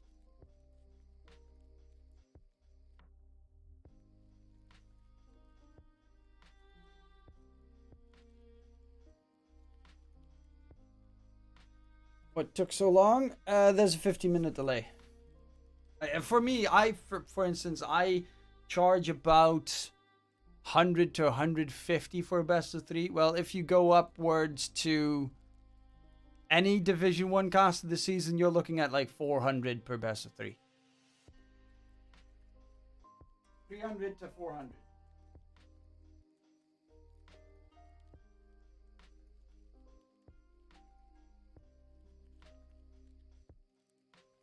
Then if you add in Gorp, who actually would make more money off of his own stream than that, he'd probably even charge like 5, 6, 7.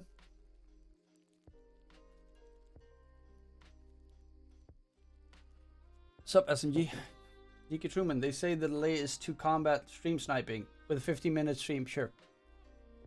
Then betting websites have live stats all the way down to live tracks on them, but so delay, relay... No, the 5-minute delay is not because of cheating. It is Radiant's ban. I would assume. We're going for 600 push-ups today at least. In this weather! Actually, wait. You're not in Europe. Never mind. I don't know what the weather is like for you. Radiant's turn to Dire's turn to ban. Make it into bigger events. You and Beak-Up I've watched for as long as I remember and enjoyed your castings. Beak-Up made it to the major. I loved watching Seek and Avo Plus at the previous major as well. That really made me happy. Like those two, 10 seconds. you know, they're my colleagues. They work for the same company as me, but those two really like deserve 5 seconds. that spot amongst like the top. With the amount of commitment and work they put into their casts. Radiant must choose. Dire's turn to pick. Dire must choose. You still have that Pikachu hat. And have you seen new Thor movie? I'm actually... Ah, that's what I was supposed to do. Yeah, I was supposed to Radiant's order tickets for tonight for the new Thor movie.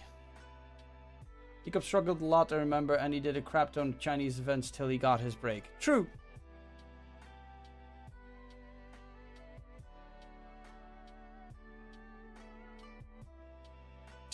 seconds. I think he did like It is some Radiant's ban. Keep her epicenter off the event light. beforehand though, like very early in his career as well. Marcy Enigma for Talon versus the Tiny Coddle. Is this going to be another mid Coddle? Have you watched new Minion movie? No, but I also Dire's really turn want to watch to that ban. one with the Radiant's GF. turn to ban.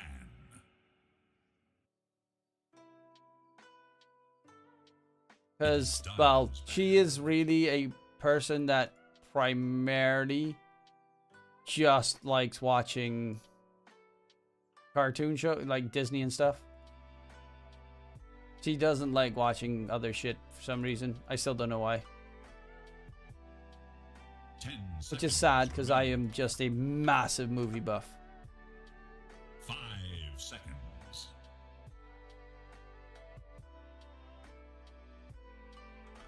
Radiant's turn to ban.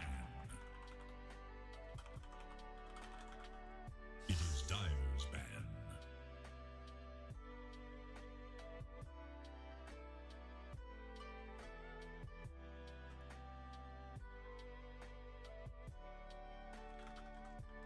Dire's turn to pick. This is still the stupidest website I've ever tried. Facebook login is currently unavailable for this app. Why do you even have that fucking option then, you twat? Sorry, I'm trying to get tickets, but it's just so much effort. I'll try it on my phone. Like, yeah, you can log in with Facebook. I know. Okay, let's log in with Facebook. You can't log in with Facebook. Fuck you! Tickets where? Yeah, just at the theaters. The movie theater. What the frick? 10 seconds remain. Thor, Love 5 and Thunder. seconds remain. Radiant's turn. It's only 2 hours long? 119 minutes? Huh. What the fuck am I saying? 119 minutes? And I'm saying only. Dire's turn to pick.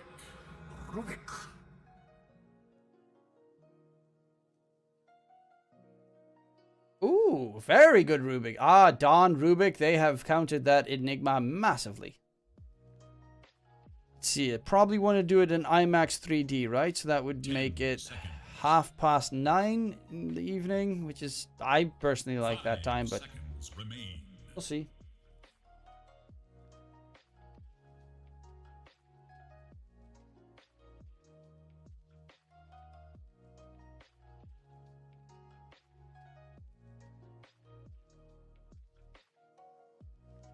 Does your cinema have air conditioning? That's the only acceptable reason to go and watch a movie tonight. That is the exact freaking reason why I want to go to the movies tonight, Adam. Their air conditioning is so cool. It's so relaxing. And luckily enough, it does want to show me the seats that are available. To... What if I just turn off my freaking Wi-Fi? Maybe that helps. Why is this website so ass? Doom. Okay, so Doom offlane, Marcy 4. Wait, no. Huh? Enigma offlane. Wait, what? Dire's turn to ban. Doom safe? Is 23 Savage playing Doom? Doom safe, Bane 5, Enigma off, Marcy 4. Radiant's turn to ban. I mean, I've seen some people play safe lane Doom. I've seen actually very much success with safe lane Doom, but I've also seen people suck ass with the hero safe lane. It's not the easiest safe lane hero to master. Mainly because it just sucks ass in the late game. Well, not sucks ass. If you play it correctly, you can farm like crazy and be ahead of everything in time. And I guess once you hit level 25, you get like 150% cleave talent or some shit, which is cool. Don't know if cool is necessarily the reason you win, but it is cool.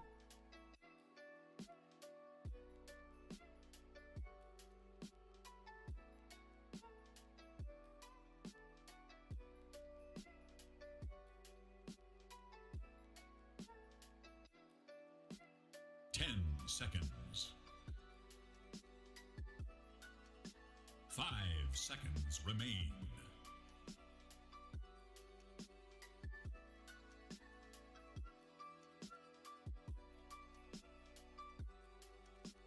Bum bum bum bum bum.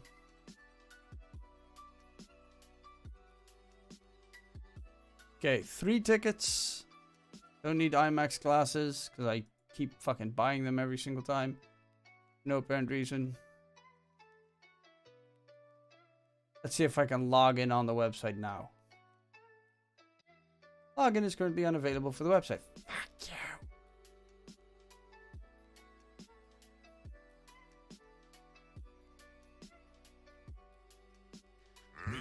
Oh, sorry, I'm very much distracted trying to get that stupid movie ticket ordered. One or more fields contains an invalid character. That makes 0 sense. 10 seconds remain. 5 seconds. Okay, I forgot my password. Dire's turn to pick. Mars. So Mars off lane, last pick, Coddle, mid, Dawn 5, Tiny. Wait, no, huh? Dawn safe. Are they going Dawn safe or Tiny safe? I'm confused. Where's Kish Couple gonna be playing a Mars? No. 10 seconds. Should be Rubik for... Well, I have no 5 idea. seconds remain. Why so much delay? Because I have to do it through Dota TV and they added a 15-minute delay on ESL side. I can't do anything about it, okay? I'm sorry. The ultimate choice. Pango their last pick for... So mid Pango, they're going to be playing a Sanctity Tiny. So it is a safe lane Tiny. Mars off lane, 5 Dawn, Rubik 4. This is such a good Rubik game. Doom Steel, Rolling Thunder Steel, Black Hole Steel. I'm going Lilgun. It would be a very cool upset though. But I really like their lineup.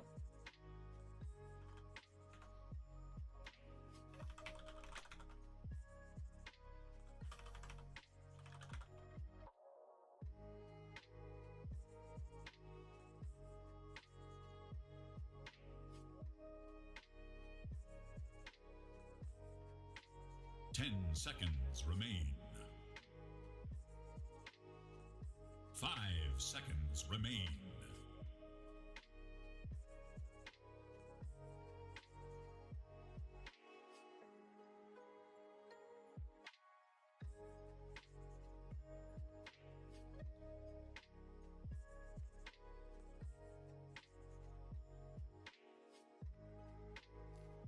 But yeah, I like Lilgun's lineup. They have a lot of good team fight. The Rubik is... I think Kishka is going to be the most important hero in this game because he can steal everything. Even the Bane spells and the Marcy spells are super good. I would not be surprised if he tries to get like Aether Lens Ags this game because there are so many superb spell steals.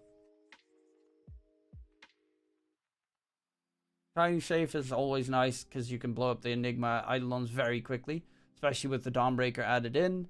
It is pretty survivable. Doesn't have armor at the early stage of the laning stage. I guess he might get some armor items to counteract that problem.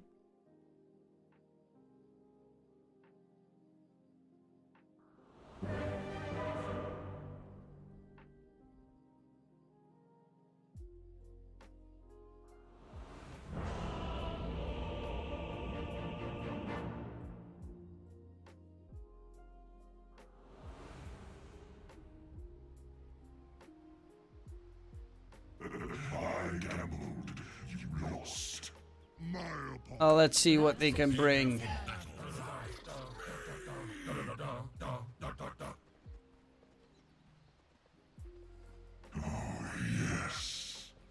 Even at a fraction of my best, I outshine you immeasurably. I'm so confused at my fucking... The website that I use to get some freaking tickets for the movie theater sucks. I'll do it after the game. This is dumb.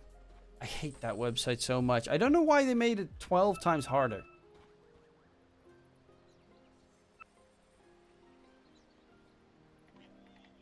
Oh, let's see. What can they get done, though?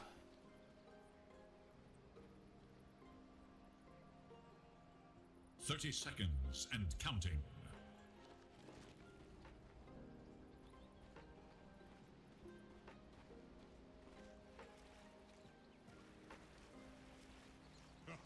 Bum, bum, bum, bum.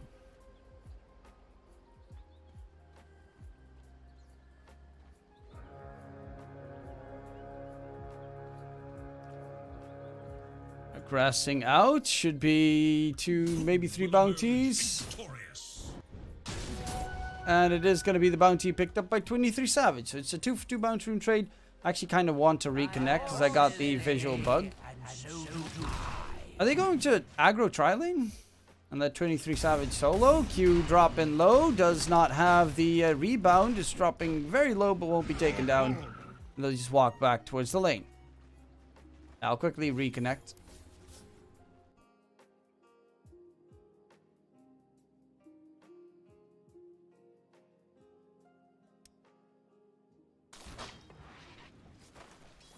There we go. Be reconnected. 23 Savage should have a pretty good lane though. He should be reasonably surviving that lane against a Mars plus Rubik, considering he is a pretty big tanky boy. He's going for the Hanamider's Rush. Obviously just trying to get himself as big as possible. Enigma. KP's just going to drag the lane back as much as he can.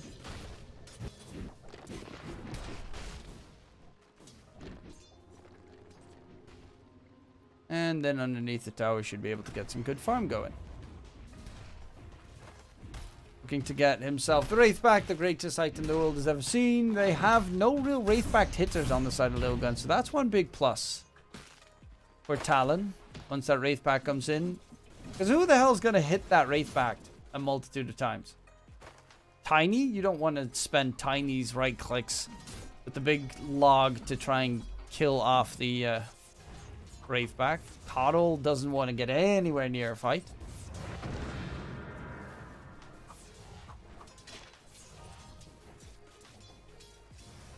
For the most part, you should be in a pretty comfortable spot with the Wraith back.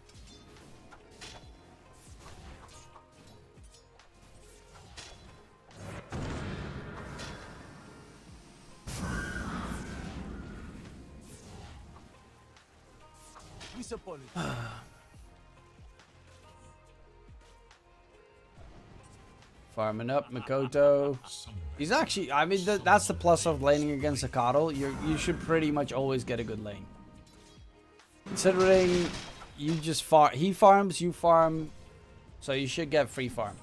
There are some teams that go for like Alchemist mid when the enemy picks up a Coddle, because you get the solo experience and you get all the creep kills. Like, it's a win-win.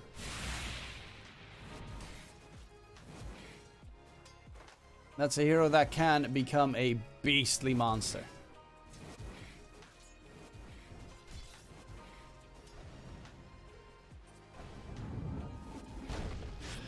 Nightmare, hold the Rubik down. Kishka will be the target that they're trying to take down. He does not have Infernal Blade, so he will be able to get the TP away. He does have nice skins though.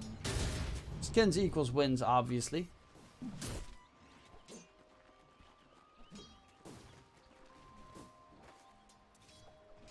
Sank T on the Tony. He's got 2 more points to spend. What?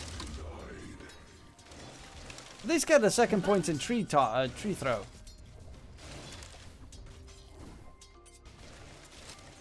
I guess abilities are overrated. I mean, keeping 1 extra, okay, but not even putting it in tree throw, tree toss, tree grab, tree grab.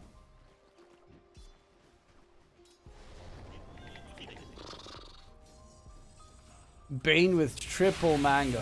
Oh, that's totally fun. With a level 2 brain sap. Yep, sure. I'm a bully you out of there. Get the fuck off.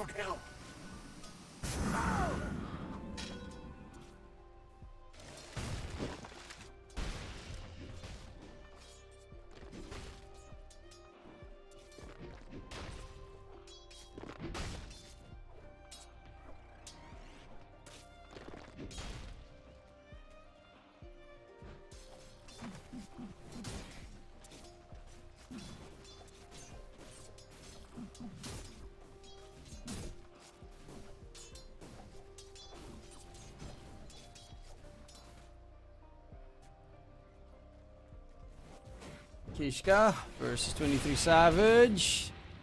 Gonna take a lot of damage here. 23 Savage does have the critical strike as well. 200% crit with 20% chance. Pack leaders are a bonus damage increase by 30%.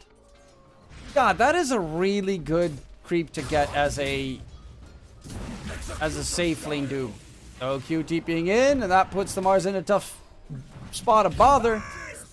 Q does get the kill. First blood has been secured. That's actually a really fucking good one.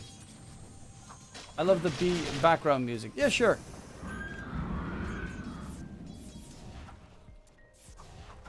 No. I'll quickly check. I am currently listening to that one. Kamui Japanese lo-fi hip-hop mix.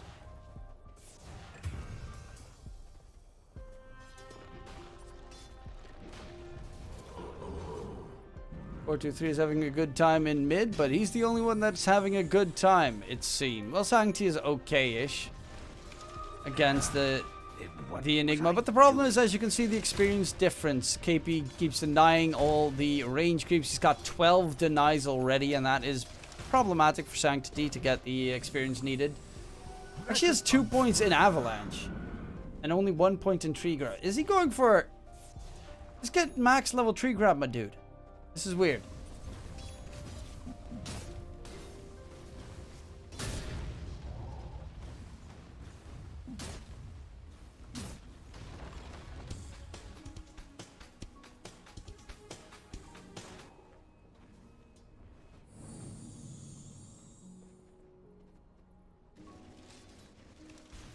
KP, yeah, he's gonna get that. Vlad's at a very good timing. Oh, I need to stretch a little bit. Oh, my back. Dire should look to their middle tower.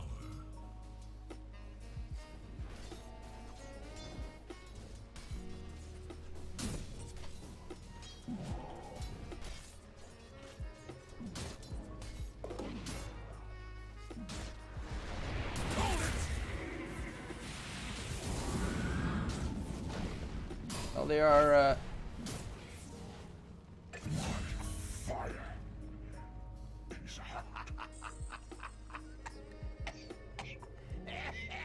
Radiant should look to their middle tower. So, there, now I can focus on the game. They did get the kill on to 23 Savage, looking for the tier 1 tower towards top. They have the arena available as well. KP gets rid of Sanctity. No black hole has been used. Makoto did rotate in. They're probably going to go for the exact same thing in the bottom lane. Ace trying to defend, but might not really want to try and defend that one because you tend to just straight up die if you do. Dawn on the run, gets tossed back to the side by Q. In comes the Mars TP. Spirit does stun up Mikoto. Has an arena but doesn't have the mana available, and the Illuminate Blast will not do anything. Does get the arena catch at least onto Q, and should find the Marcy in return. That is 4-2-3. He's going for the Spirit Vessel, obviously. Gonna rush it as every Coddle mid tends to do. Hey man, miss some of your Dragon Force music. I mean, yeah, so do I. It depends on my mood. Today it's just too warm to go all out with the headbanging, because I'll die. Literally, I'll just burn to a crisp while I do headbangings.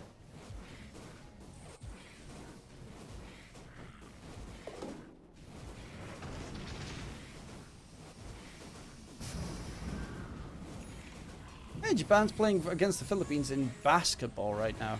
Okay.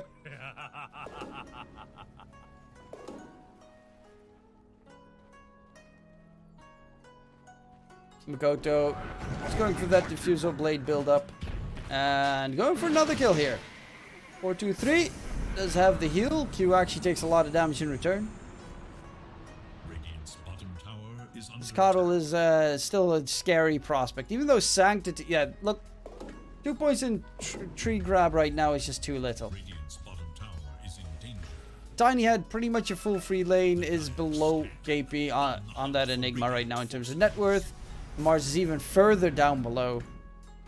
I'm starting to struggle here. Radiant's bottom What tower was your is reaction under with the Stranger Things doing structures are Master of Puppets rendition? I have not looked. I'm still waiting to watch season 2 with... Okay, so I watched season 1 twice now. I watched it alone, I watched it with my dad. I'm now watching it with my girlfriend. I want to continue watching it with my girlfriend into season 2, season 3, season 4. But I kind of need to wait until we are, you know, Dire should together look to watch their it. So it top takes a tower. while for me to watch Stranger Things again. Dire's top tower is under attack.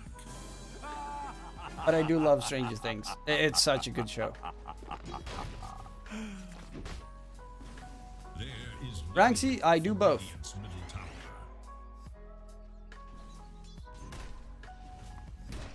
23 Savage. Midas is done, so he's going to get good farm.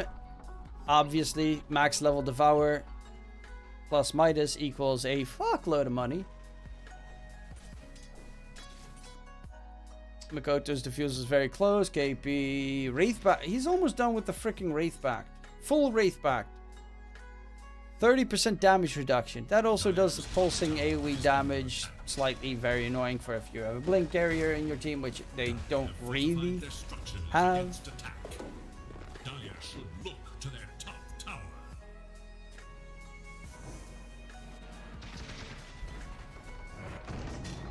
Dire's top tower is under attack. What's he sending? He's sending the recipe. While he still almost has the Robe of Magi. Why would you send the recipe ever without the Robe of Magi? What, like, what does this realistically do? Yes. I don't get it. Now, the moment he gets 450, he has to wait until his courier's back to base and then send it out over again.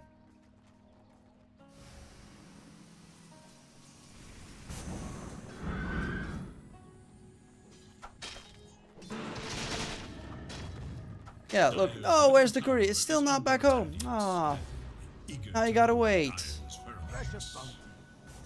Those are the small min-maxing things that I just don't understand. Their top tower.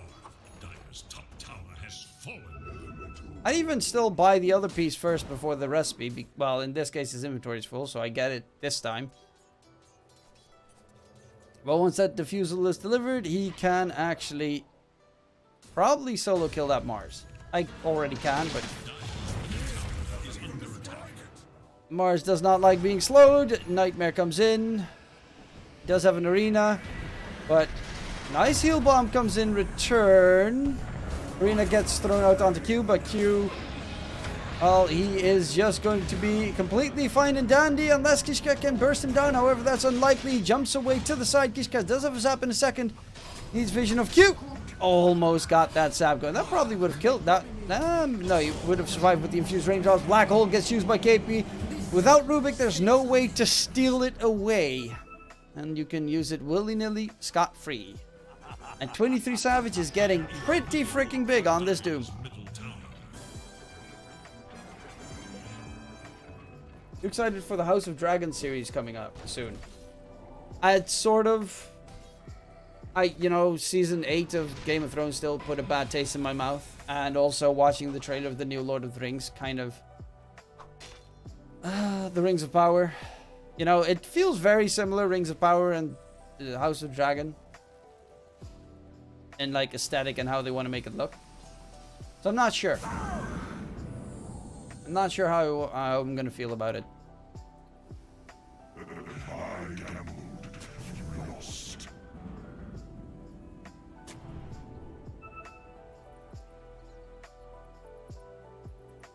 You don't like woke culture in your media? Bro, if I have female dwarves, they need to have beards. And also, female orcs is weird. Even though technically, I guess it makes sense because they're just tortured elves, but still.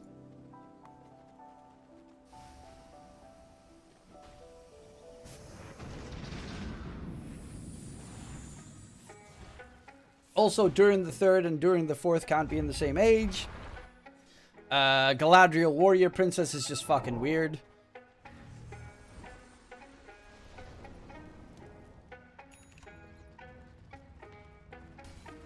It's just all wrong. Is there any delay in this match? Just about 15 minutes. It shows tiny items. He's got Echoes going for the Silver Edge, even though I prefer by far the Moonshard. Dire's middle tower is under Oh yeah, and also the very important factor that Elrond has to show as like objecting against anything Galadriel says, so that she can be a strong, independent woman, because there's another man that she can like that's against her, that's saying you should stop fighting, and she's like, no, I'm gonna continue fighting. Whereas Galadriel was like 500 years older than him and his fucking mother-in-law. Hide with the Fiend's Grip onto the Dawnbreaker. Does get the kill. Fiend's Grip got stolen though. Makoto, that is still going to be a roll away to safety. Was a nice steal, but unfortunately did not get what he wanted. But yeah, that one pissed me off the most. Well, Elrond's like, no, you listen to me here, woman. Just so that they have a male being like, You can't do that. You're a woman.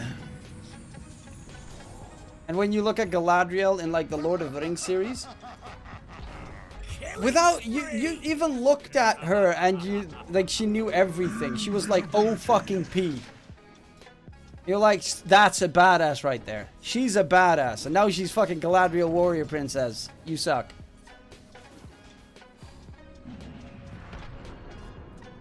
What do you think about the Black Elves? To be fair, there were not really... Were there even black people in the original trilogy? There is little hope for Dire's middle tower.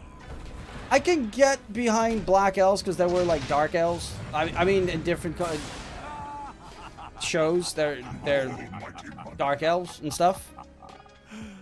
Black Dwarves makes no sense. This is movie talk, yes. Black Dwarves makes no sense. They are literally under the ground. There is no sunlight that reaches them, ever. They live their entire lives underground. They should be as pasty as can fucking be. Radiant's middle tower is under attack.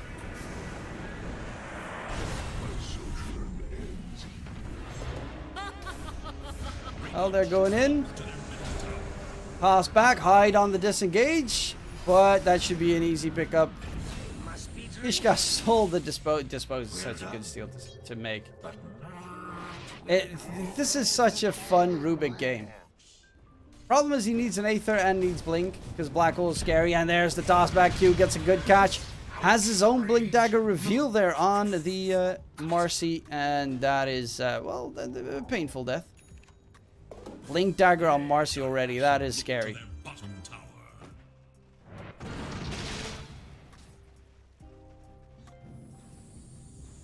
Radiant's middle tower is under attack. Wait, BKB Pango? Scanning for Oh, yeah. enemies. I guess. I don't really know. You can get out of most nasty situations. But they do primarily only have magic damage. Sanctity brings in a little bit of physical, but it's also not superb. I guess, you know, Shard is all, it kind of gives you the BKB effect anyway. Maybe I would have just liked to see Shard blink. Basher. Topside Sanctity. Just chilling. Trying to farm up. Needs his shard as well. Otherwise, he's going to have to constantly keep grabbing a new tree. But it is a mid Pango. So obviously he's building like a Scanning for enemies. a different kind of Pango. Radiant should look to their middle tower. Even Lifestealer and Jug can go BKB. Yes, but most of the time when Lifestealer and Jug go BKB, it's against a Tower is under silence. And there is no silence on the Radiant side. Dire's bottom tower. Or when there's a multitude of silences. Especially Lifestealer needs BKB when there are silences. Or if there's like a stupid amount of lockdown. I guess it's not that bad, but for the most part, his entire team fight is just rolling around. That's why I find it weird. And you can swashbuckle out of arena. So that's not the big problem. However, if he's going to get caught there, that's a bit of an issue. Chase on to 4-2-3. Did get doomed up and deny needs to come through. That's going to happen. Sanctity quickly denies his own coddle.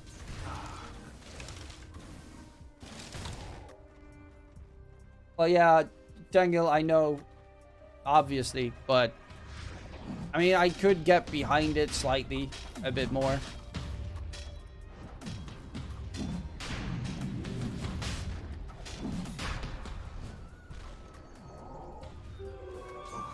He wants skill more, so I guess BKB more than Dagger. But if he wants to skill more, you know, you go for the Ags build. Ags, Blink, Basher.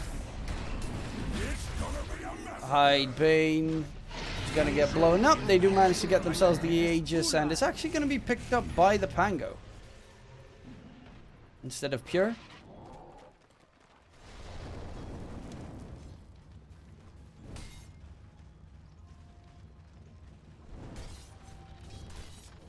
But you can't queue out of arena? Really? I'm gonna have to try that.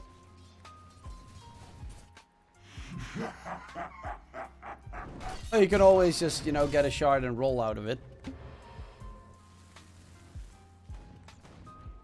Sanctity, Silver Edge is done.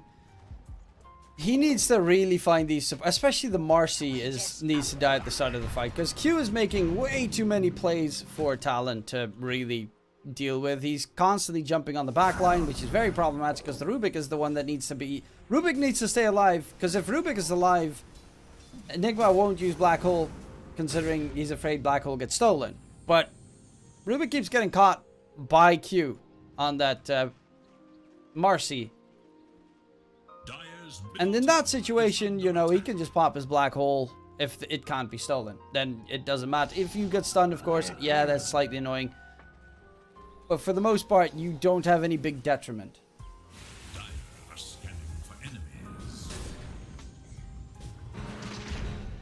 Okay, Eidolon's used as bait. In comes the Mars damage onto Q. He's trying to run away.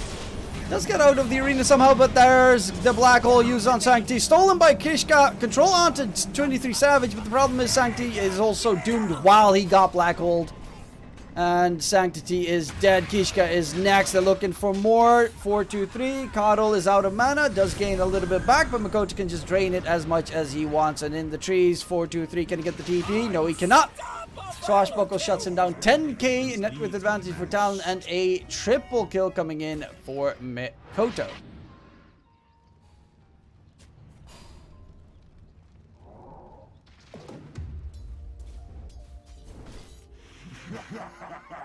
Well, Daddy Seat, I agree with you there. I am going to look at the show and hopefully it's good. The trailer... Maybe it was just that they showed a very terrible trailer. I was not really that happy about the trailer. Does Steal the Rebound gonna get it off? No, he cannot. Makoto does a lot of damage with Psychic buff. Radiant's middle tower is under attack. And Dawn is next. He's going for the Ags, but he is very... well, not far off, but... even with the Ags, I guess the best thing you can do is keep someone alive inside Black Hole for a extended period of time, but they are getting currently crushed. Sanctity on the Tiny just does not really do much on the safe lane Tiny this game. Because this Doom is, well, reasonably ahead of him. He's going for the Shiva's Guard. He's very close to finishing up the Shiva's Guard.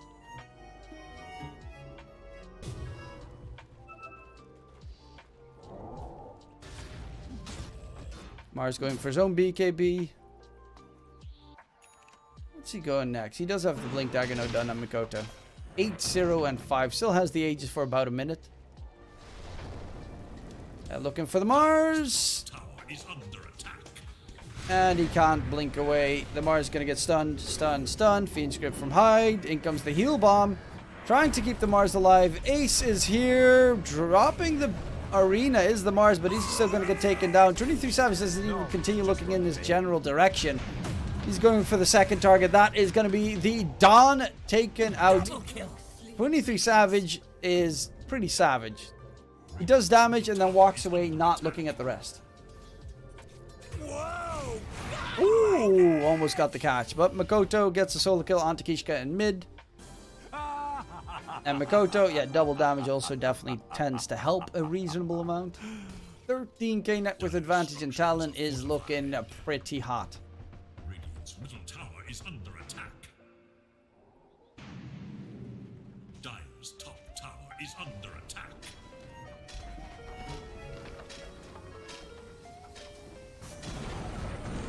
Radiant's middle tower has fallen.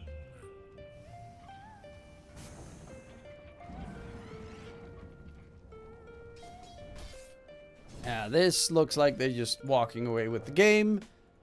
Which would mean that Talon, unsurprisingly, would be joining TNC and the rest of the teams in the closed qualifiers that I think start Friday? Friday.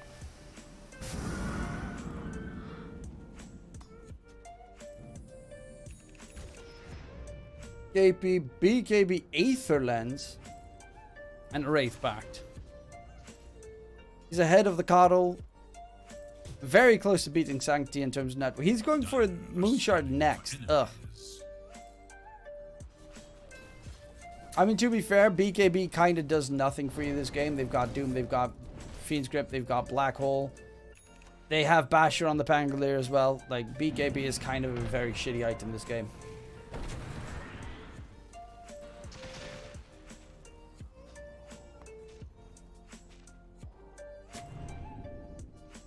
Ace. Gonna get jumped at by Makoto. Pops the BKB immediately. The big plus is that he doesn't have to Rolling Thunder if he uses BKB. I guess that is the main reason why he went for it. To keep Rolling Thunder in case it's absolutely necessary. Because it is a pretty lengthy cooldown and like a super good cooldown.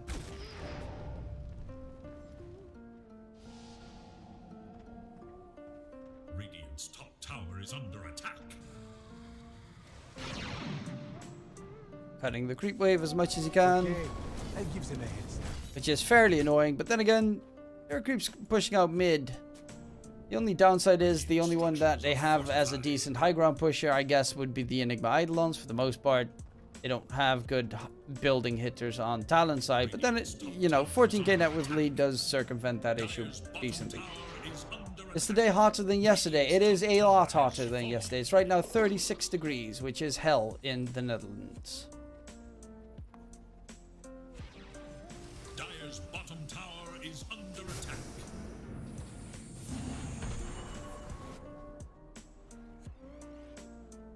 Just turn on AC.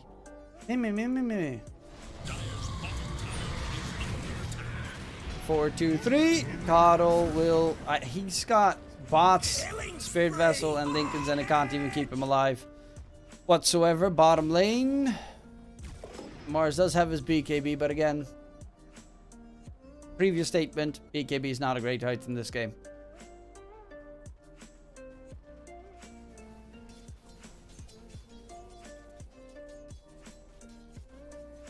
I thought Netherlands was an icy country. Our winters are about... Now, our humidity is not like superbly terrible, but our winters are about -15, our summers are about +35. So there tends to be like a 50-degree difference in the Netherlands, which sucks ass in the, you know, once the season starts swapping and everyone gets a nasty cold. Middle tower is under attack. Dire's bottom tower is under attack. 23 Savage looking pretty big now. Going for the Refresher Orb. Makoto. Is he going Ags? No, he actually did not. He went for the not Ags build on the Pango. He's going Abyssal Blade instead.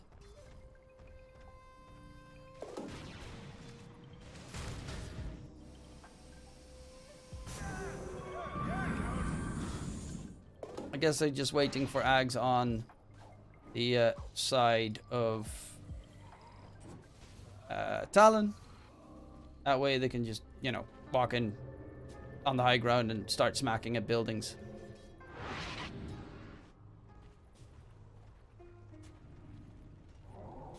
Dire are scanning for enemies. Dire's bottom tower is under attack.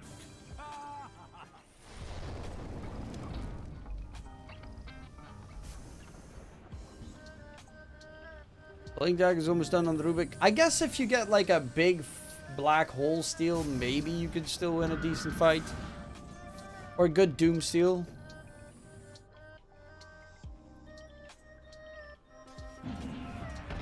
It ain't easy though.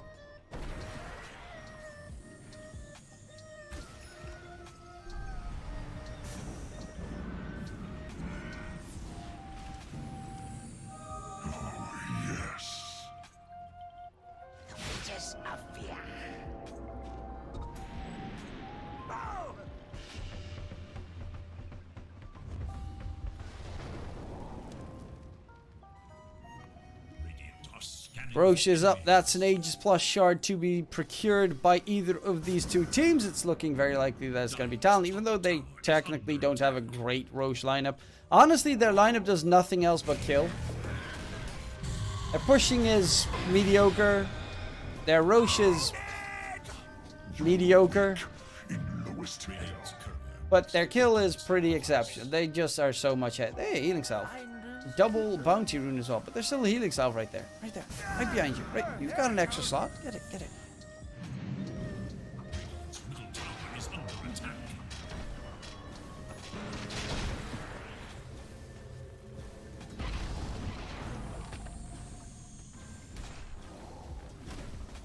Well, tier 3 tower is slowly but surely dying to the Eidolons plus siege creep. Oh, arena wasted. And that is honestly the biggest teamfight cooldown that they have on Lilgun. So they could just walk into the pit and get Roche.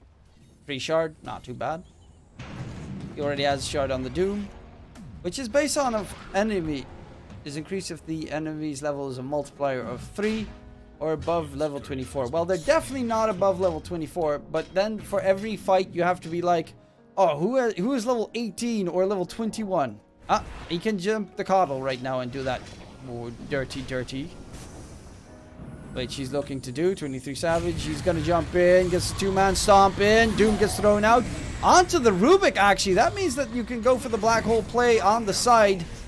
However, the Enigma is dead, so that's not really going to be the case here. Hyde continuing further forward. They do manage to get the kill. 423 will die next, and no coddle means a lot of the damage taken care of. Sanctity is getting soloed by Makoto on the side.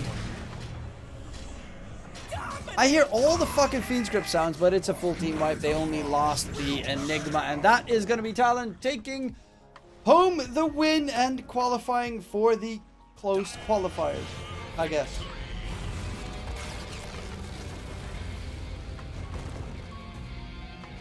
Oh. Ah, that was fun. Game 2 especially was a very good series. But lovely people. I do hope that you enjoyed the cast. Sorry for my rant at the fucking Lord of the Rings halfway through. Some things rile me up every once in a while. But I do hope that you enjoyed the cast at the very least for this series. I will be back tomorrow for some more DPC casting. I don't know if I'll do SEA. I don't know if I'll do China. We'll have to wait and see which one I'll do. I'll post it in Discord, which series I'll be following tomorrow, so don't forget to check it out. My name was DK Truman. Hopefully you enjoyed the cast as well. Don't forget to check out the Discord channel if you haven't already. Link is in the chat and below the chat. Also, if you're looking for a new betting website or a new gambling website or whatever you want to do, don't forget to check out Cloudbet. If you join Cloudbet, you get a 100% deposit bonus up towards of 5 Bitcoin. That is about what, like 100k that you can have a deposit bonus on. So don't forget to check that out as well. Would be very much appreciated. Link is also in the chat. Have a good day, ladies and gents. I am going to enjoy, well, not enjoy. I'm going to die of this absolutely abnormal heat. And I will see you guys next time. Hopefully tomorrow. So, 2 links in chat. Press them, join them, please. Very much appreciated. And I'll see you guys next time. I'll send you over towards Solid Strife. He's a Twitch streamer, part of the Nemesis stream team as am I. His car actually got shot up recently in a drive-by shooting in Los Angeles. So give the man some love, because his car just got fucked up. That's fucked up. So I'll see you guys next time. Goodbye.